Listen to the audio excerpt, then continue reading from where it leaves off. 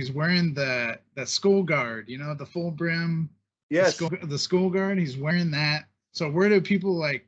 Where does that like stem from? The popularity of that hard hat is that photo. It's very famous. And then there's the third photo. It's Lewis Hines. He's a very famous photographer from the kind of the Great Depression, but it was from 1920.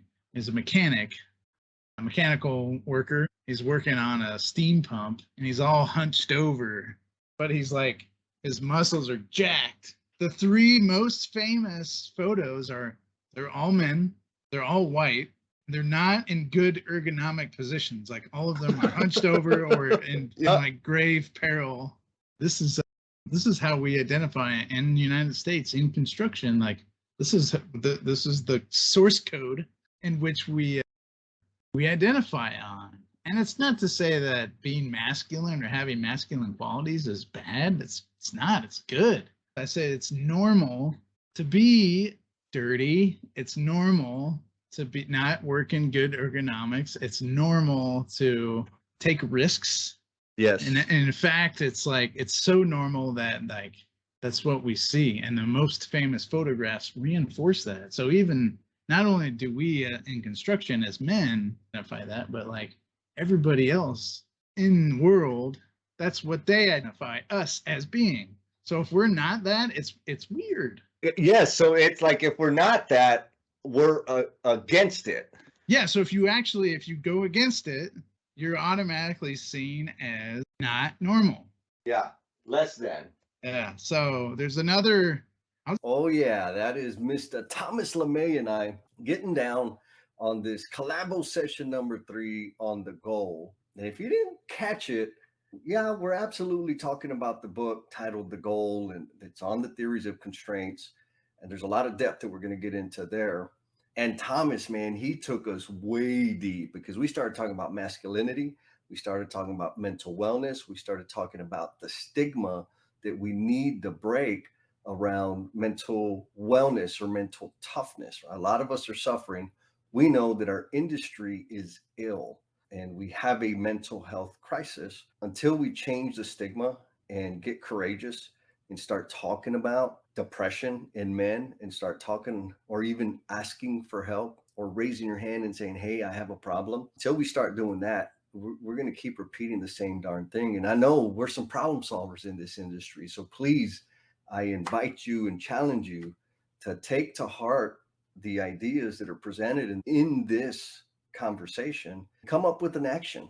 Like, what is one thing you can do that would contribute to the mental wellness of another man out there? And yep, I am being biased. We are talking about men. We are talking about masculinity.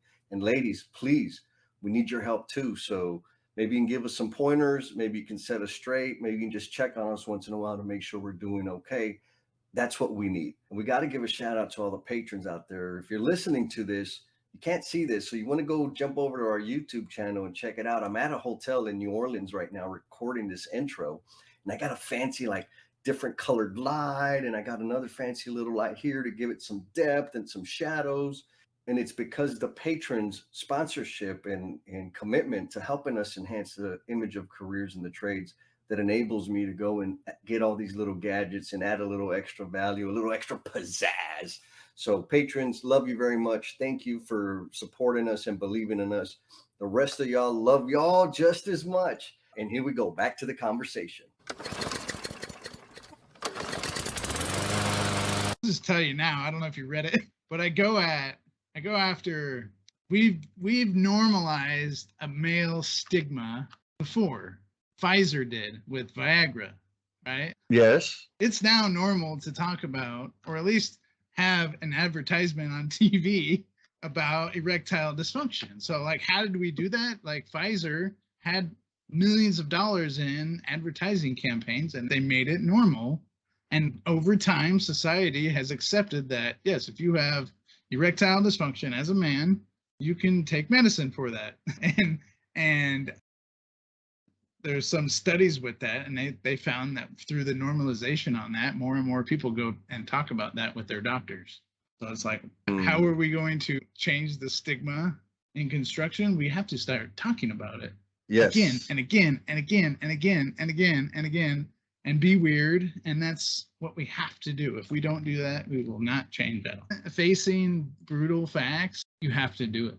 If you don't face the fact that Herby is the slowest, you won't investigate his backpack. You won't see that he's overloaded. You won't see that he packed too much stuff, and you can't Address the problem. Yeah, you can't address the problem. Like, you can't take the load off of Herby until you Yes. face the facts. So Yes. and how do we do that? We normalize it. All right, so we're back after a little bit of a break. How was your vacation, brother? It's great. It's great. Yeah. Yeah. I went home. Well, I'm home. I went from where I'm from originally to Nebraska, and I saw family. I saw my parents, and I saw my grandmother, Nice. and I saw my aunt and uncle and cousins. It's you only get one. You only get one family. Yes. You can choose your yes. friends, but it's good to see people and reconnect and be back and be able to do that and not feel like you're putting people at risk when you're traveling. So it's really good to be back and have and be able to do that and connect with family members, because it's all you got. At the end of the day, your families are the ones who are closest to you. So one thing I've really kind of recently tried to do is try to make that a priority more than. Yeah, it's not easy, right? Like right now I'm at the Zen cabin. I'm in a little tiny home that Zen cabin. Yeah, that's the name of it, the Zen cabin. You see the little Buddha over here? Let me see if I can give you a real quick tour. There's the stairway up to the bed up top. There's the kitchen, and there's the closets and the door. Are you in San Antonio or where at? No, I'm in Canyon Lake, which is just 45, 60 minutes out of San Antonio north, near New Braunfels. But it's, when I went independent and launched my business, that sounds so fancy. One of the commitments I made was to take a few days off at once a month to get creative, to decompress, to just change my environment. And so far I'm batting 3 for 3, but it's uncomfortable, right? Like today, I got here yesterday and I realized I didn't pack my charger for my damn computer. So I drove home. Like if we didn't have this call scheduled, I would have said hell with it. Like I'm gonna more reason to chill. But I said, no, I need to go get it. And I called a buddy of mine that used to work with Eric Stone. And he's like, you sound like you're on the road. I'm like, yeah, man, like I'm on vacation and I went to get my charger. He's like, Jesse, but if you're on vacation, what do you need your charger for? I'm like, don't judge me, man. I'm trying to build new habits here. But it's so much time that we've spent, right? Like grinding in 12 hours, 16 hours. I got this, I got to deliver. Blah. Taking time off is not easy. Yeah, it's good. But with repetition, we can get there. Yes. Well, you need two things. You need a reinforcing cycle. Yes. Right? And then you need a balancing cycle. So it sounds like you're doing the balancing part now. Awesome. Yeah, man. Good. So we're about chapter 11. Chapter 11. Yeah, we're just tearing through this book. You know what? This is going to be just a 25, maybe 30 part podcast. Maybe it'll just go forever. We'll just once we hit the end of it, we'll just loop back. Just start back over with the 6th edition. It's so like the book. It's so good. I mean, now I tell people, I'm like, we're talking about the goal, and they're like, the goal. Like, I'm like, you don't know? Yep. Bro, let me tell you about. Actually, no. I was gonna come out, and you have to listen. We're gonna get in the juicy part, and it's juicy because a lot of the theory now comes into practice, and and so if you're on a journey, we're gonna talk about a journey too. Yeah. Some Boy Scouts. But if you're on a journey, the first thing you have to do is you have to be open to learn. You have to be open to learn. So like if I'm not open to learn, then I won't. I'll shut it down. So first thing I have to do is be open to learn. And Alex Rogo does that when he's like, I got to get this Jonah guy. He's my old college professor, and now Jonah is this like He's like, yourself, this highly paid, jet setting business consultant, globe trotting. And did you know Gold Rat consulted with Amazon? Gold No. Rat? Yeah. Yes. Oh. And Jeff Bezos would do kind of what we're doing here in a way, where they would get executives together and they would do study action teams. And one of the books in the early days of Amazon was The Goal. Yeah. And if we're affiliated with a few Amazon. I can't exactly say what they are, but let's say that they're projects. And now you kind of see the connection. There's real connection there, because so it's interesting. So I know this stuff works. Yeah. What we're about to talk about is life changing for me, because it changed my paradigm. And your paradigm is how you see the world, and we all have different ones, but it's the center of your experience, your beliefs, your thoughts, and your mood at the current time. And that's whatever that is at that very specific moment. That's your paradigm. And if it shifts through a changing of your your mindset and your attitude and your behaviors, you can change your paradigm. And this book helped me kind of see that through this series of experiments that Alex and the team over there at Unico goes through. So let's you want to just get into it? Let's do it, baby. I'm excited. I want a paradigm shift. Yeah, there's a G in there. The G is silent. All right. So I think it starts off chapter 11. It's him and his wife. And have you ever woke up? Because his son wakes him up and he's like, "Hey, Dad." What are you doing? Actually, no. He comes home. I'm sorry. He comes home and he's like, "Oh, by the way, I have to go. I know we had this really romantic weekend, and I promise I've been working like crazy hours and blah, blah, blah.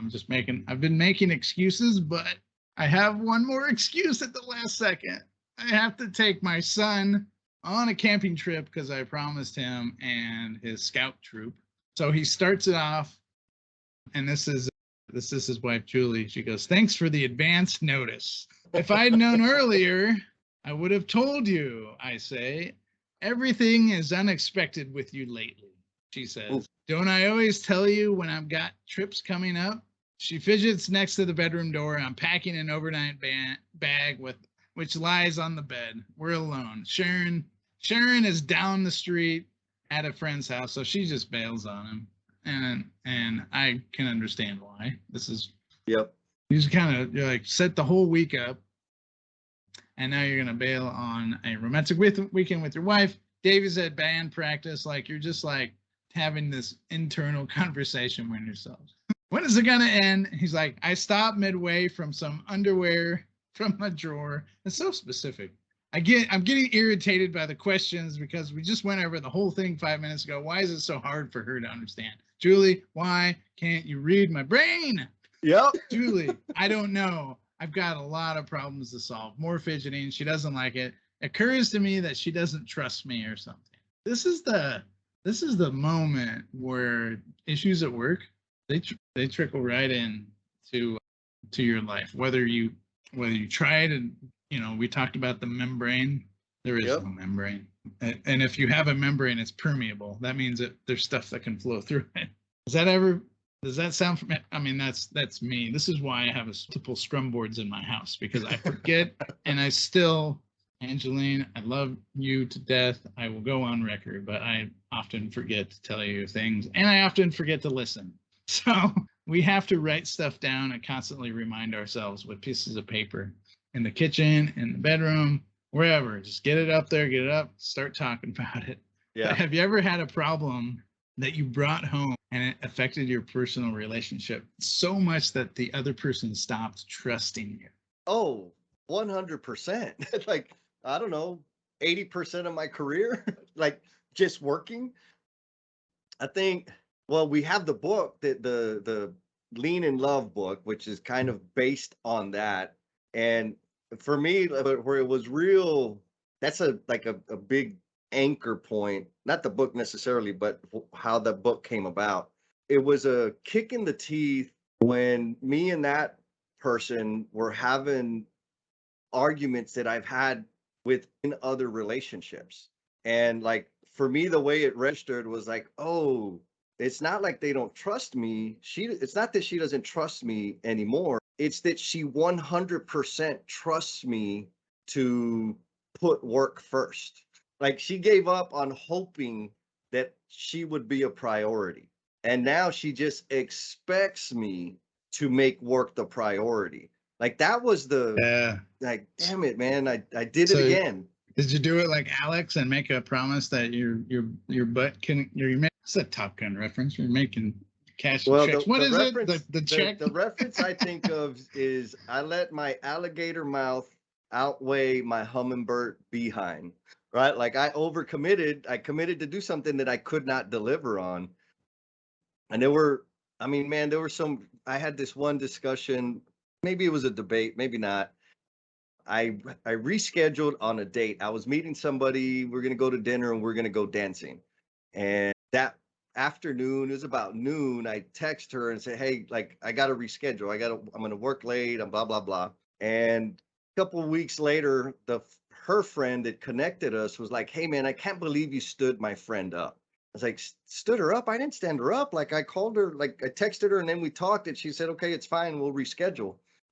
So I still don't know if that qualifies as standing somebody up, but the fact is, that's just another data point proving that I will always, well, I have always let work spill into my personal life, and it's always been a priority. And then it's funny because then I'll get frustrated, like, why don't let's go do something fun? Like, or why can't we plan something fun? Well, because you always flake out, Jesse. That's why we can't plan something fun. See, it's the erosion. Yes, the erosion. Perfectly said. Yeah. That's so good. That's so good. And if you're doing 5S in your relationship, you would have an indicator of erosion when you did your standardization. Yes. Or even sorting. Because when you do sorting, be like, hey, I have this thing. We have this planned out weekend on Saturday morning. We're gonna go to brunch. This is a very Texas thing. It's everywhere. Who am I kidding? Yeah. We're gonna go to brunch and be like, well, you can't go to brunch because you have the thing with Davey on Saturday morning. And you're like, you're right. Never mind. I can't make that promise. So yes. It's Captain Tom Stinger in Top Gun. The captain, he's like the captain of the air wing. He's like to Maverick, he's like, you're writing checks that your butt can't cash. Yes. Your body can't cash. Yes. But, I got another. It's the that's so plug 5S in relationships. And I'm not any kind of person to be held on a high standard of doing this, but it's a practice. And, it's a practice. Yes. I would say, and that's the thing about trust, and that's how they start out chapter 11. This is a trust in relationships. It's only given. You can only give trust. It's only given. Yes. You can't buy it. Nope. You can't hope for it. You can't like. Maybe for a very short term, you can trick people into trusting you. Very, very short term. Yes. But now trust, you have to give it. And by giving it, meaning like you make a promise, you stick to it. That's how you give it. That's that say-do ratio, right? Yes. That's the trust. Yes. So the readers of the Goal, let's go back to the book before we get too crazy. But the readers of the Goal, they're introduced to, especially in chapter 11, you're introduced to theory of constraints. TOC, if you're like legit. Yeah. If you're in the lean and agile community, you call it TOC. I call it theory of constraints. You're introduced in chapter 11. We're going to really get into it. But chapter 11, my kind of summary title is Dependent Events and Statistical Fluctuations. Ooh. Dependent events, that means there's an event, then there's something that's dependent on that second. So the second event, you need the first event to happen for the second event. It happens on airplanes. And then statistical fluctuations, meaning that like this is the real world. Even in robotics, even in Amazon, things don't work completely exactly the same, even if you try to do it. Yep. There are statistical fluctuations. So even if you make the most beautiful plan, statistical fluctuations, that's Murphy. Yes. So Alex goes to New York City. He goes to the hotel lobby. If you've seen the movie, have you seen the movie? No, Okay. you told me there's a movie. I'm like, man, there's a film. There's only, you could buy it from the Gold Rat Institute. I think that's where you can buy it. Okay. Probably on VHS. Yeah. Yeah. There's a few clips on YouTube if you want to go. The listeners want to go check that out. The Gold. Just type in the Gold Rat, and there's some clips. One of the clips is this scene where they're in New York City, jet setting. Jesse here, I gotta chase you down, so I gotta go find you in New York. Yeah. On your way to the United Nations or something. Yeah. Over coffee. So they meet over coffee, and they both sit down, and the waiter's like, hey, you can't just order coffee. And they're like, well, we want a pot each. Yeah. And a gallon of cream. So they talk about the two most important concepts of the goal, and that's the theory of constraints. So this is what Jonah says. He says, most of the time, your struggle for high efficiencies is taking you in the opposite direction of your goal. Yes. Period. Yes. Okay, let's break this down. Most of the time, your struggle for high efficiency is taking you in the opposite direction over your goal. So it literally, you trying to have efficiency and you're struggling with that. Whatever you're doing to make something more efficient, most of the time it's the actual opposite thing you should do. Yeah. So his advice was like, whatever you're doing, do the exact opposite. So if you have a huge ego and you hear that, oh man. So that's the first thing he says. And the second thing he says, a plant which everyone is working all the time is very inefficient. Where everyone is working all the time, it is very inefficient. And why is that? Dependent events and statistical fluctuations. So I want to talk about, here we go. Gold Rat in chapter 11 lays out the old critical path method versus production systems argument. He just lays it out there. He says, if everybody's working in a critical path method, you are incredibly inefficient. And this is an argument. This isn't fact. Right. I'm not going to go there, but I'm just saying there is a theory as that we're going to talk about that if everyone is working exactly, that means if you have activity A and activity A is 2 days and activity B is 1 day, you need 2 days plus 1 day. That's 3 days for those activities. That's dependent events. Yep. So if you think of a process chart with boxes lined up in columns and rows. So if you can imagine a process map, and you have a box and a box and a box, kind of like a pole plan, or if you've seen a process map where you have your series of events, and then you have your, if they're happening at the same time, you can stack them. So you have columns and rows. And then if you connect those boxes with arrows, that says when this activity, and then this activity, and then this activity, and then this activity, and then this activity. If this happens, and then this happens, if this, then that, if this, then that. Logic. Yep. It's literally logic. It utilizes, now CPM utilizes statistical techniques to manage defined activities of, let's say, a project. That's where we live in. We live in a project. With the strong emphasis, I'm getting choked up, so trying to make an emphasis. You have to make a strong emphasis on defined activities. Yes. Defined, definition. It is, you have to emphasize definition. If you don't understand the definition of the what's in that activity bar, the description part, your logic might be flawed. So I have a couple examples that I wrote down. Install foundations. That's an event or an activity. Weld steel decking. Tape and finish drywall. Energize electrical system with permanent power. That might be a milestone.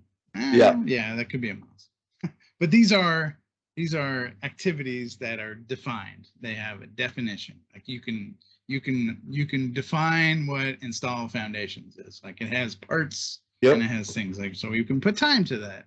And then there's dependent events. You can't do this before you do that. So dependent events, if we plan that way, we create two phenomenon according to Jonah. The first is dependent events. I keep talking about that. A series of events that must take place before another begins, right? So it has to take place ahead. So that would be I'm going to get this. There's going to be schedulers that are going to slaughter me. But a dependent event in critical path method is a finished to start. Fundamentally, there's probably more than that. But fundamentally, I have to do activity A has to finish before activity B starts, and then there's a logic tie that's between the two. Yeah. So that's the first phenomenon. You have to do that. It's like trains in a car. Imagine if there was a train. We're going to start talking about trains here. But it's for a train. Well, you're in Texas. You see trains all the time. Oh, yeah. My mom lives like less than a block away from the railroad tracks. Yes. I live on the East Coast. I see trains all the time, too. I don't know what I'm talking about. But if you're waiting for a train, you see this phenomenon happening in front of you, right? Because you see the engine, and then you see all the cars go by it, and they're all tied together with logic, or they're actually tied together mechanically. Yes. But the total time that train is in front of you is from the time in which the arm goes down to all of the train cars and engines and tanks or whatever it is, until, and sometimes caboose. I think they got rid of those years ago. Yeah. Until that last train car leaves and the arm goes up. That's the that's the critical path of that sequence of events. Those are all dependent events. All those cars have to go by. So that's the first phenomenon. The second phenomenon is a little more squishy. It's statistical fluctuations. And I'm probably going to offend a whole bunch of like really smart mathematicians and people with math degrees. And I barely even count with my fingers and toes, so bear with me. But statistical fluctuations, the length of events and outcomes are not completely deterministic. It's not, you can't determine exactly to the micromillisecond how long that train will go in front of you, because it depends. It depends. Yes. Depends on traffic, depends on weather, depends on even like the temperature and humidity affect the length of the train because of mechanics of materials and temperature. So you can't completely determine. You can get pretty close, but if you've ever been in this phenomenon, you've waited for an airplane. Mm-hmm. Because oftentimes the airplane is not only picking you up and flying to your destination. It's usually flying in from somewhere else and landing and offloading the people that were on there, and then you load on there and you go away. So and then oftentimes the weather, just a statistical fluctuation, is different from geography location to geography location. So there might be a delay, or sometimes there's construction on the road, or sometimes there's statistics. So you can't perfectly predict with statistical fluctuations anything. Yes. So nothing is deterministic. Nothing is deterministic. And I'll go back to my example of the hoist. Yes. So, and oftentimes when we do vertical construction, there's it's pretty common knowledge that when we do more floors, we should get faster because we're just getting better at what we do. And that's partly true. That is partly true. People do understand there's patterns and behaviors, and you start to communicate better. Like there's that. There's probably laws that I'm offending production people now. Production laws. But there's also statistical fluctuations that work against you, because it's like it takes longer to get up to that higher location. It takes longer for cranes to lift. It takes longer because the higher up you go, the wind changes. Yep. And there's lots of factors that we now have to take in consideration, but oftentimes we don't. We just say, hey, we're on this 5-day cycle. We just get better. Yes. So that's the issue with CPM. I think it's fine. It's a fine method to do primary planning. I think because it's very effective, it's very quick. There's computer programs that work now. This is probably shocking, Jesse, right now, that I'm a proponent of CPM, but I use it all the time.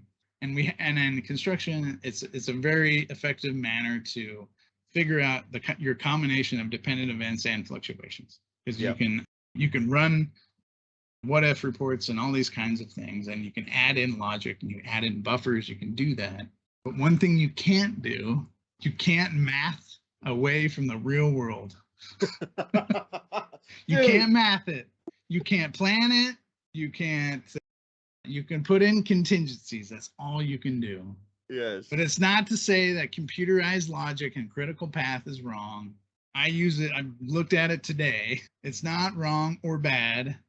However, it's extremely risky to only put your primary decision-making process in that single method. It's extremely risky, because if you're only utilizing a very rigid system, to make modifications to that rigid system is incredibly time Oh God, yes. consuming, because you have to go in, and it's all manual. You have to change the cars on the train. Mm-hmm. Right? Even changing the cars on the train is a very manual process, and it's hard to do. Creates delays, it creates all that. So we're going to talk about why don't put all your eggs in a CPM basket. What do you think about that? What do you think? What's your take? I know I loved your take when you were talking with Lean Builders, Keon and Joe, and that was, you had a great comment. I'll just let you. I don't remember. You killed the argument. You said it was a respect and trust problem. Yeah. This is chapter 11 in the goal. Yeah. I mean, so I remember that conversation was, we started talking about this CPM thing, and it's just my observation, and I just default to it. And I think it's because of my background as a tradesman and working out there, kind of being the victim of these schedules. It's like we spend all this damn time talking about schedules and what's the best scheduling method and who cares? Because we have a people problem. What we need to be worried about is taking care of the men and women that come out and do this damn work. The life that we're stealing from them because of poorly designed work. The life that we're stealing from them because we're trying to math reality. Math it away, yeah. You can't math it away. Like, dude, that's like we're going to make t-shirts of that. You can't math it away. Like, you got to account for all the stuff. You got to be prepared to absorb it and adjust to it. But instead, we say, but the schedule says, okay, great. But guess what? Reality is telling us something else. If everybody is working in your plant, Alex, you are incredibly inefficient.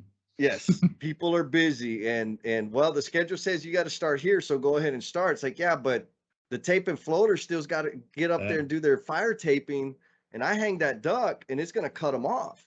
Well, too bad, because they're behind. They should have had that done. Okay, now let's just elevate the risk to their life. Yeah. Now we just designed a system in which a taper has to go and climb on top of a duct to do his job. Yes, exactly. And take a risk. Schedule set.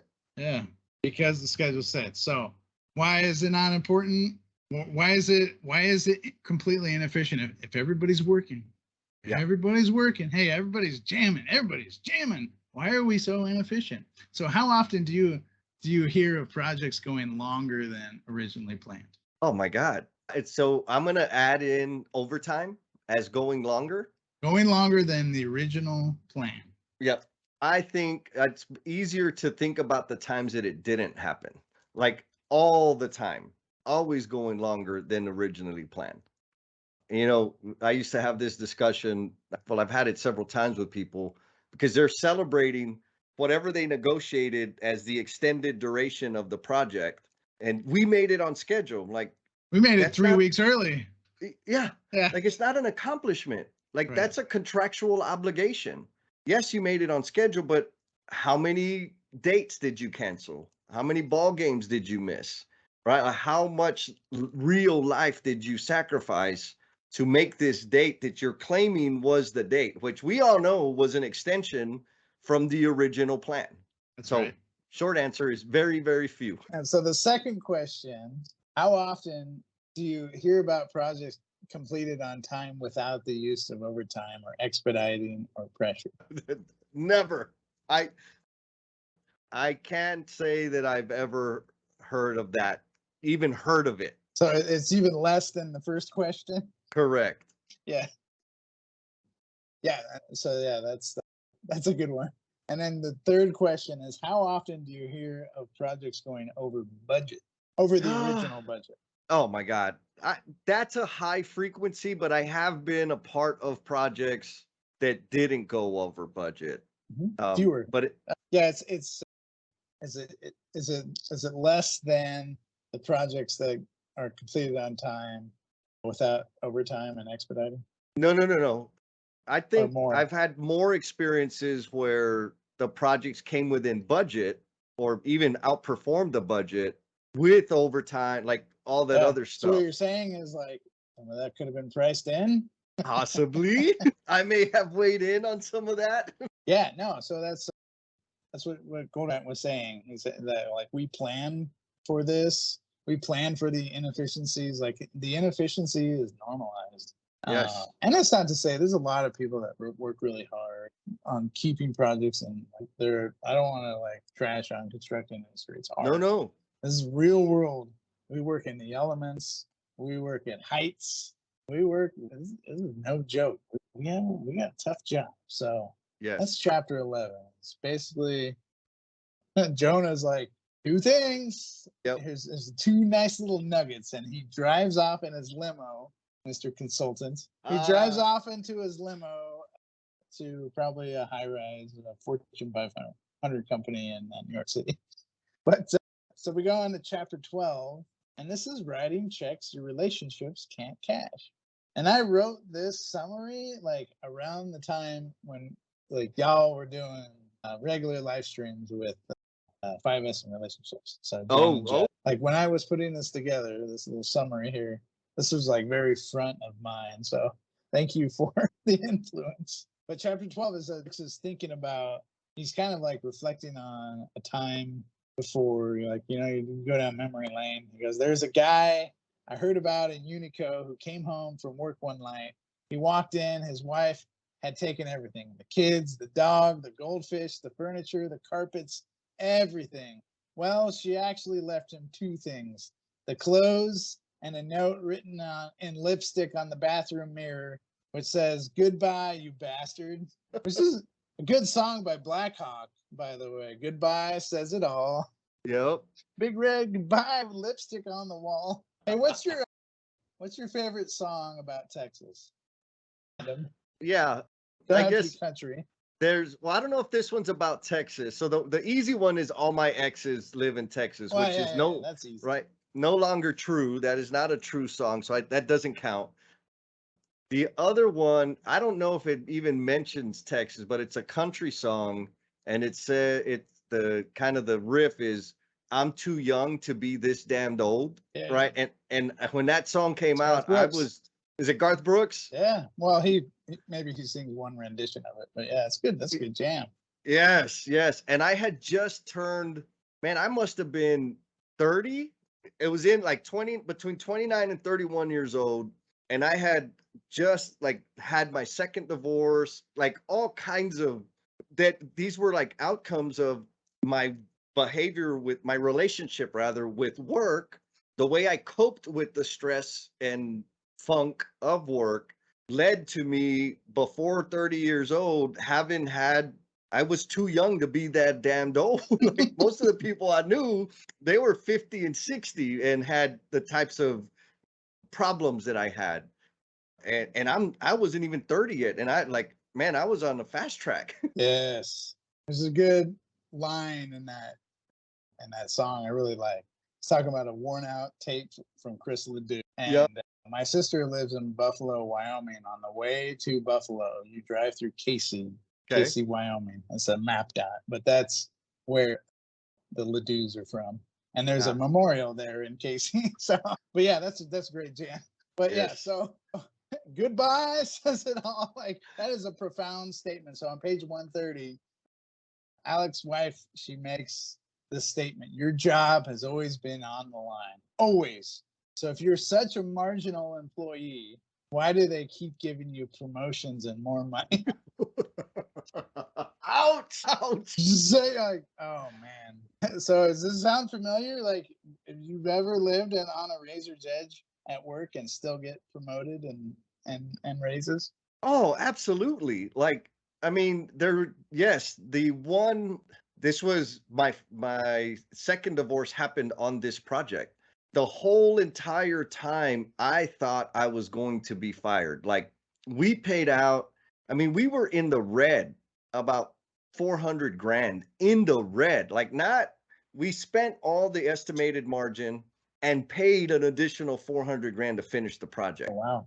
And so the entire time I'm thinking like, man, I'm going to get fired. And I was working crazy hours just trying to make up wherever I mean, just ridiculous. At the end of it, I was divorced. I'd been arrested again for DWI. Like, my life was falling apart.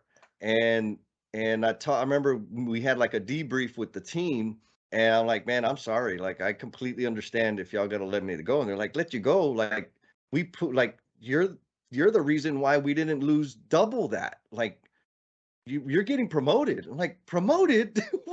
What?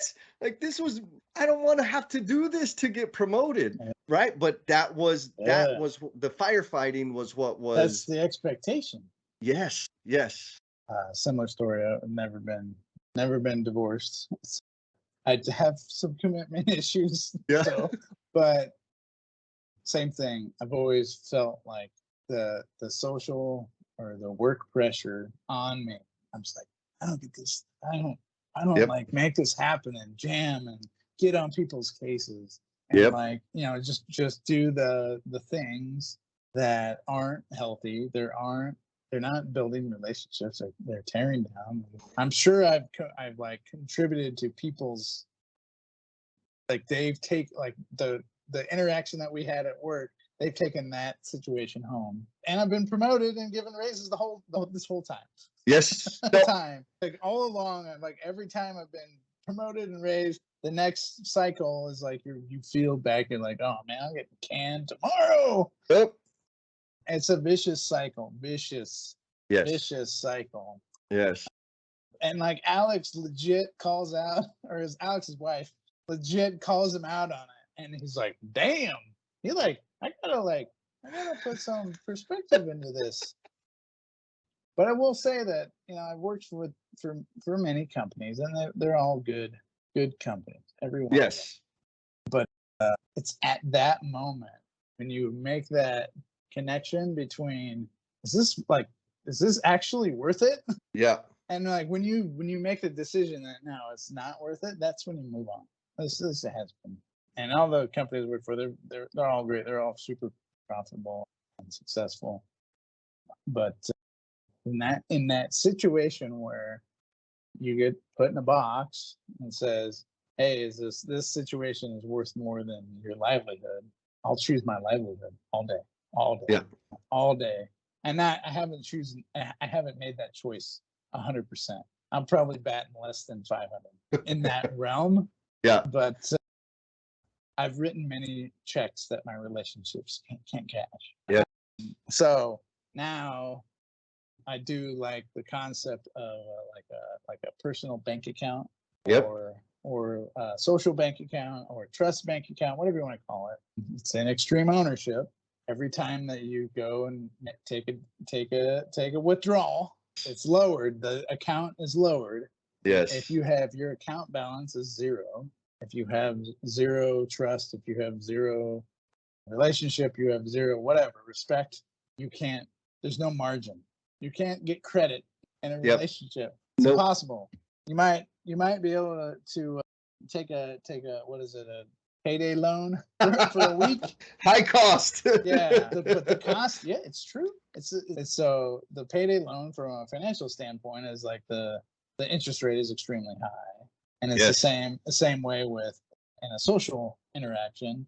If you try to get ahead or whatever with nefarious means or social pressure or stress or use some masculine behavior, in which we're going to talk about.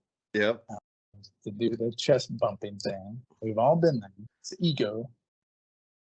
That only works for a very limited amount of time. So does fear. So does pressure. So Alex's wife legit calls him out on that. That's chapter 12.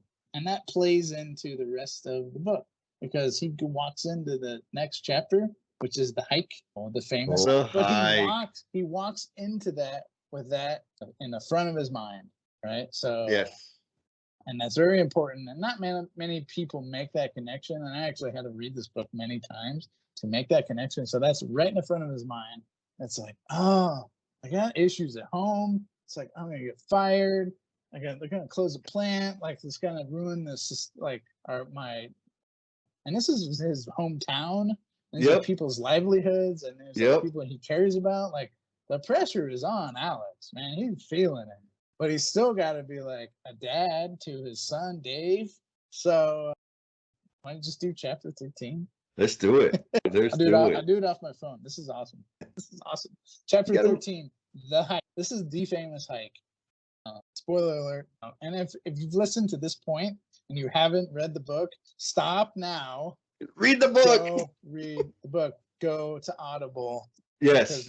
Because now we will, like everything before, you can kind of be like, okay, I get it. And from here on out, we're going to lose people. So please pause. You can always come back to this, but pause, go, at least listen to chapters 13 to 20. So chapter 13 is the hike. Davy's son wakes Alex up in bed, reminding his commitment to the Boy Scout troop. They got to hike 10 miles and then camp overnight and then hike back 10 miles. So he gets there, and I've only been the scout, the kid, not having ever been like the scout master. If people who are listening, or I don't know if you've done it, people who work with children, thank you, no joke. But these moments, these hikes, these little learning experiences, I remember they're greatly impactful. So like the pressure's on. Yeah. Like these little moments, they add up to a person's life. And if they're good, it's reinforcing. If they're bad, it's the same way. They'll be scarred for life. So he's like, oh, I'm worried about my life and my job, but I still got to be like, the pressure is on. I got to perform. And all the other parents bail. And the scoutmaster that's supposed to be there flakes out. So like Alex on his own with a whole troop of Boy Scouts. And I guess what are Boy Scouts, like 8, 10? Yeah, yes. So they're young boys, and they're wild animals. Yes. You got to keep them in check. So Alex, he starts to figure it out. He's like, all right, we got to get 10 miles. He does some quick math in his head. He's trying to math himself out of the situation. Yes. He goes walking 2 miles an hour, which is about how fast an average person walks. At this rate, we should cover 10 miles in 5 hours. 2 miles an hour. That's a brisk walk. You probably do some treadmill work, so you hit that 2.0. It's not hard, but it's not putzing around. Right. So we should be able to cover 10 miles in 5 hours. That's dependent events and trying to map himself out of the situation. It's 8:30 right now. Figure an hour and a half for breaks and lunch. And we'll get to Devil's Gulch by 3 o'clock, no sweat. So let's stop here and talk about a glorious phase of construction. It's the part where we set the baseline schedule. It's glorious because it's at the beginning where we all get along. We're excited. Everybody's going to make money. Opportunity. And it's the articles in the newspaper. Did you see it? It's like the news is there. The mayor's going to show up. The governor. I've had the president come multiple times. No, there's just like humble brag there. But there's ribbons involved. There's shovels. There's all kinds of people are excited. Like it's this feel good time. This is exciting. So they call that optimism bias. Yes. And optimism bias is a cognitive bias. It's a trick your brain. It's a trick our brains have tricked us for the entirety of the known history of humankind. It's the tendency for individuals to be overly bullish about the outcomes of planned actions. You ever get that way? Oh, I used to all the time. And like the way I reconciled the fact that the outcome didn't happen was because everybody else didn't follow the plan.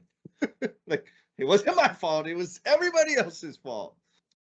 But now, I should say maybe here in the past 3 years or so, things are going to happen the way they're going to happen.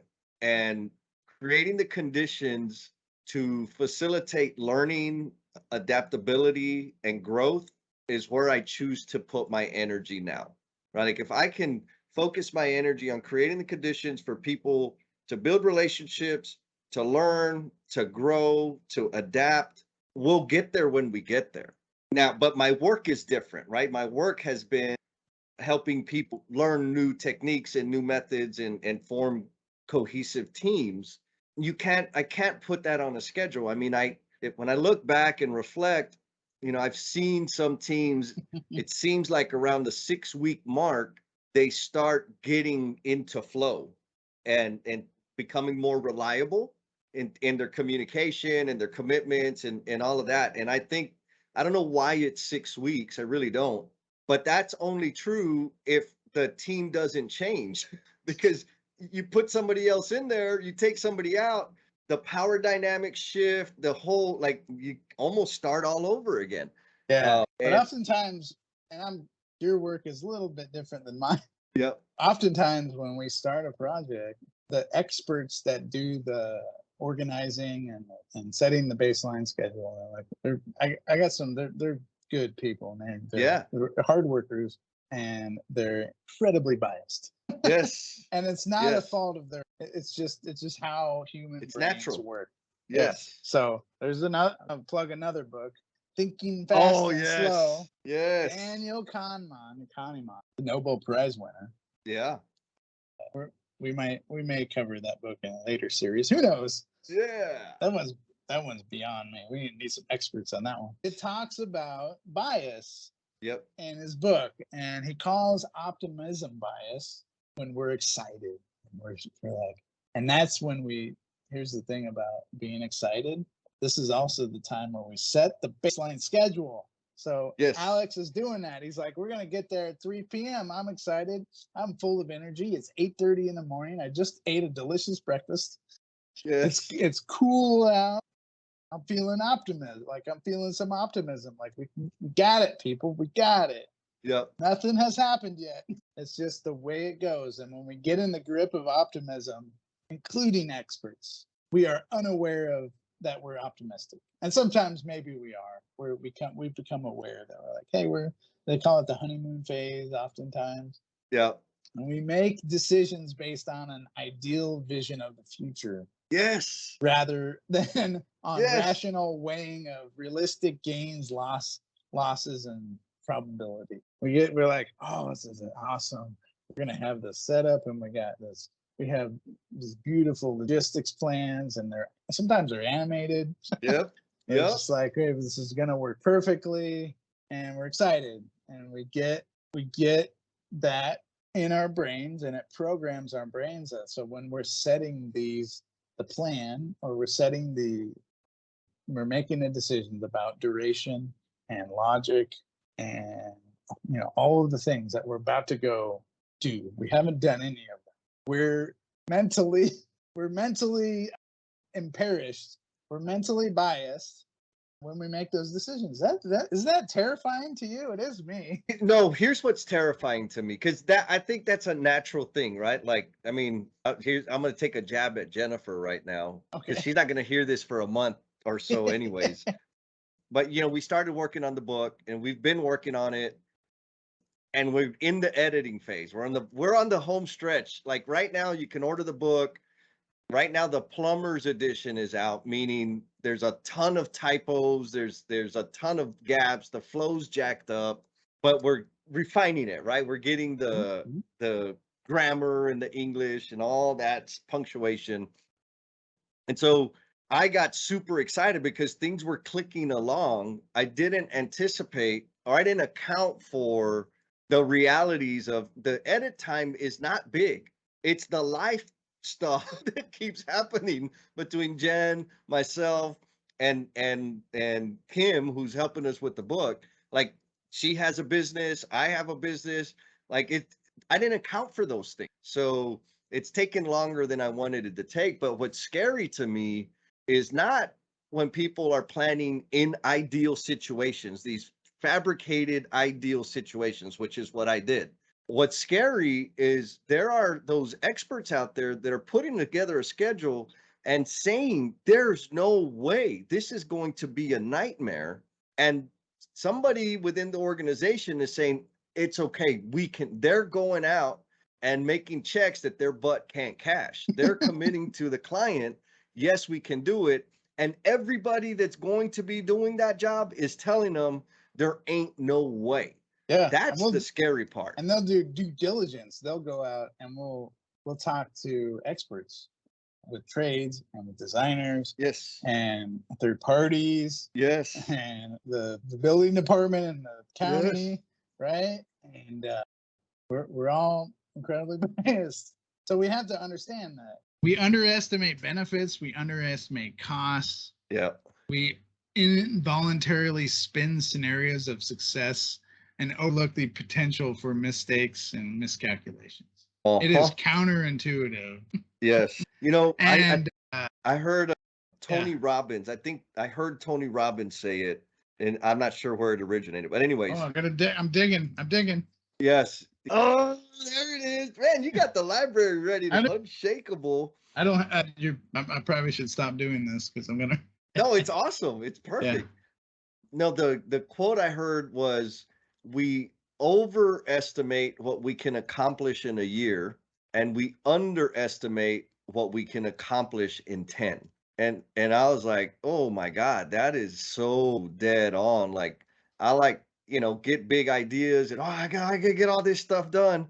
Nope, in a year. But if I look back and reflect on the decade, like, holy moly, look at all the stuff that I got done, right? And so maybe it's that failure to account for all of the stuff that's going to impact my plan. But when I look at it over a broader time horizon, those impacts really aren't that big. And I underestimated what I could do. Because I don't know anybody that really spends a lot of time, maybe excluding business planning, as an individual development plan. What am I going to target a decade down the road, right?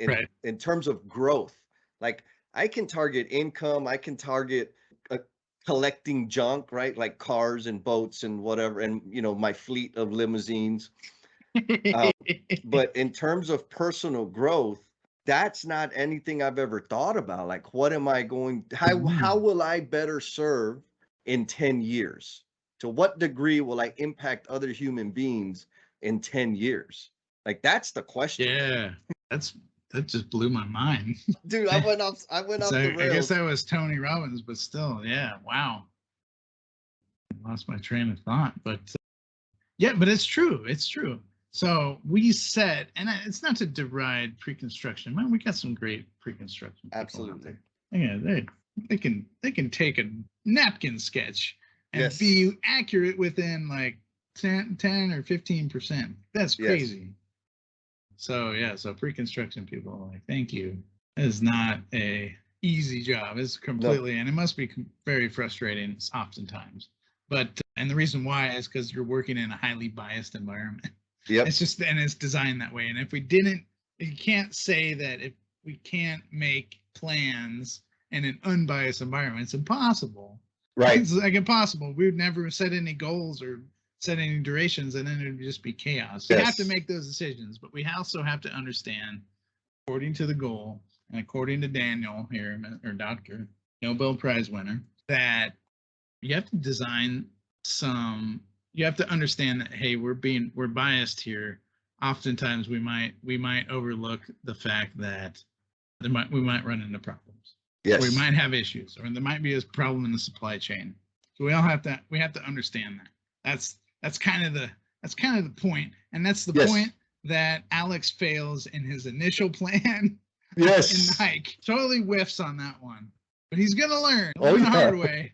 Yes, he's gonna learn the hard way. But he's gonna learn. So let's go back to the book. So they're hiking with children in a forest. This has to be terrifying. This is the 80s, so probably not so much. But you're doing a Boy Scout hike with a group of Boy Scouts, and they're hiking. You get them in a line, and they're making the line. And Alex is like, after a few minutes, I turn and look back. The columns of Scouts is spread out. Instead of a yard between boys, there are now larger gaps, some larger than others. Alex decides by himself, by the way. There's no staff sergeants in this column. He assigns the lead scout, Ron, to set the pace. He's like, all right, nobody passes Ron. He's got the map. Understand? Everybody understand? Nobody pass Ron. Ron's in the lead. He's our lead scout. And then he sees this fat kid, and he already looks a little winded. Yeah. And he's way in the back. Behind him he's not all the way in the back. Behind the fat kid is the rest of the group, and they're stuck because they're walking down a single path. Yep. He says, "What's your name?" Kid says, "Herbie." Herbie. So let me frame Herbie for a minute. Number one, he is a human Boy Scout. Yes. But he's a different shape than the other Scouts. He's not typical. Two, he's got the same function. He's a human Boy Scout, and he's hiking. He's got the same function as the other process steps. Three, he's walking the trail at a different pace. And Alex describes him like he would walk, and then he would noticeably get tired, so he'd slow down, but then the gap would get big, and people would be like, "Hey, Herbie, you're holding us up," so he'd run. Yep. So he's walking at a different pace, statistically, maybe, perhaps. Mm-hmm. 4, he's bogged down with issues. He's tired, he's hot, he's heavy, he's bogged down with things. He's got this big, heavy rucksack on. And the stress. Yeah. Like so the stress. Yes. So others are blaming Herbie. Yes. Yes. For their own for the source of their own delay. And then 6, Herbie feels that stress. Yes. And he's trying to make up the difference, because he's getting behind. He starts by running. This is the person who's can't walk. I'm overweight, so I can feel the pain. You're like, oh, I gotta like pick up the pace, and you start running, but you're already tired, so it's like, or you're a runner. Yes. Right. So do you try to maintain a consistent pace? Very consistent. But why is that important? To conserve energy, right? Because the speeding up and the slowing down exhausts my energy. Like I learned the last marathon I ran, I discovered that when I listen to music, my pace varies based on the music. I wasn't my coach at the time. She told me, she's like, "Jason, why do you do that?" I'm like, "I don't know what you're talking about. Let's look at your times." I'm like, "Oh, wow." So the last one, I listened to a book for the first 20 miles, and my pace was solid, like mile after mile after mile after mile. And it keeps me from speeding up and slowing down and speeding up and slowing down, because even though I was slowing down, it's still costing me energy. Are you telling me that the fluctuation is making you less efficient? What's that? The fluctuations are making you less efficient? Yes, sir. That's exactly what I'm saying. Did we just prove a theory? Perhaps. Anyways. Yes. Thank you. I'm glad you're a marathon runner, because I was going to use that analogy, but I'm like, I can't, like, I don't have that. Oh yeah. So back to the book and back to Alex, and he goes, we start out again. We haven't gone 30 yards before I notice gaps, starting all over again. Damn it. We've got to be running and stopping all day long if this keeps up. Half the troop is liable to get lost if we can't stay together. Yeah. Children. Yes. These are people's children, and they're getting stretched out in the wilderness. Oh man. So Alex does rapid retrospective. He's a good manager. He knows when to do a retrospective, which I actually give him major props. Yeah. So he stops it. I don't know if he stops, but he's doing this in his brain. He's like, every time Herbie gets a step behind, he runs for extra step. Got it. Mental note. I see Davy slow down for a few seconds, adjusting his pack straps. If one of the boys takes a step that's half an inch shorter than the lead scout takes, the length of the whole line could get affected. Right? Because if the lead scout is taking regular steps and somebody behind him is taking a shorter step after step after step after step gets shorter. Or I guess the line gets longer. Don't these minor differences, though, don't they average out? He's asking himself this question. Yeah. And he said, can I, at the end of the line, shorten the overall length of the line? Because Alex eventually he goes to the back of the line. He's got to like focus his. Right. He's got to look at all the children. He's like, if I can shorten the gap because I'm at the end of the line. Like I'm the caboose, but I'm the last in line, so I can only catch up to the kid in front of me. So he can only shorten like a limited amount. So he makes the connection to the plan's production. He goes, each of the troops is a set of dependent events. Does it matter what order we're in? We have dependent events no matter if we switch the order of the boys, right? If you put Davy in the middle, you put him, it's just everybody is walking single file. We can't change. Nobody can pass each other because you can't. I suppose you could, but you'd spend more energy but going through the jungle, wherever this fictional hike is happening. So that's throughput. So it's like from the front lead scout to the end of Alex, the time it takes for that entire line of scouts to move past a single location, that's throughput. Yes. So what about the amount of trail between Ron and me? The lead scout is Ron. What's the amount of trail? That's inventory. It has to be inventory. Ron's consuming raw materials. Ron, lead scout, raw trail in front of him. He's consuming the raw trail, and then we all process it behind it. He's starting to make these connections to his factory. Operational expense, it's whatever lets us turn inventory into throughput. So operational expense in a hike or operational expense in your what's it, 26.2 miles? 26.2. Yep. That's your energy. Yes. That's what you expend. You expend energy. It's probably glucose, something. You can't quantify that model, except that I know Alex knows that he's getting tired, and he could probably see fatigue in the scouts. Yep. Right. It's like that's a hard one because it's a whole bunch of other factors because it's human condition. But people eventually you get tired. You cannot hike for infinity. You cannot run. Yes. Who's the ultra marathoner? Oh my God, there's a bunch of them out. Steve Turner would bring back the trades. Yeah, 250. I think he just ran like a 250-mile ultra marathon. And guess what? He did have to sleep. Yeah, you have to sleep. Yes, I know. I also know a couple of ultra marathoners, and you have to stop to eat. Yeah, it's like it's a whole process, but it's if you're consuming that trail. So just imagine Steve Turner running. Man, like actually, I can't imagine. You were a superhuman to me.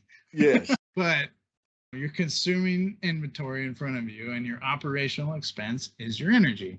So to consume 250 miles, you're going to expend all the energy in your reserves, and you have to sleep to replenish and also probably eat food, and right. So that's all operational expense. That's really cool. So like the goal makes the link. If the distance between Ron and me is expanding, it can only mean that inventory is increasing. Because if the length of the trail between number one and number last is expanding, that's all inventory. Yeah. And throughput's my rate of walking. So if it's 2 miles per hour, that's throughput. If it takes us 2 miles per hour, which is but here's the thing about throughput, it's influenced by fluctuation. So the slower the average fluctuations accumulate, they add up, and it's like the scout in front and the scout behind him takes a half inch. Let's say it's an inch just to make it easy.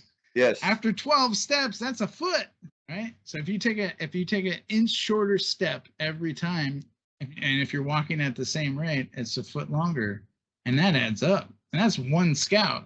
Yep. And I guess the scout behind him could make up compounds. But then he runs into him, and then he has to slow down, and it gets all screwed up. And one of the reasons why I left San Francisco Bay Area was because of this phenomenon. Yeah. If you've ever driven across the Bay Bridge, either direction, you get to experience this constantly. Yeah.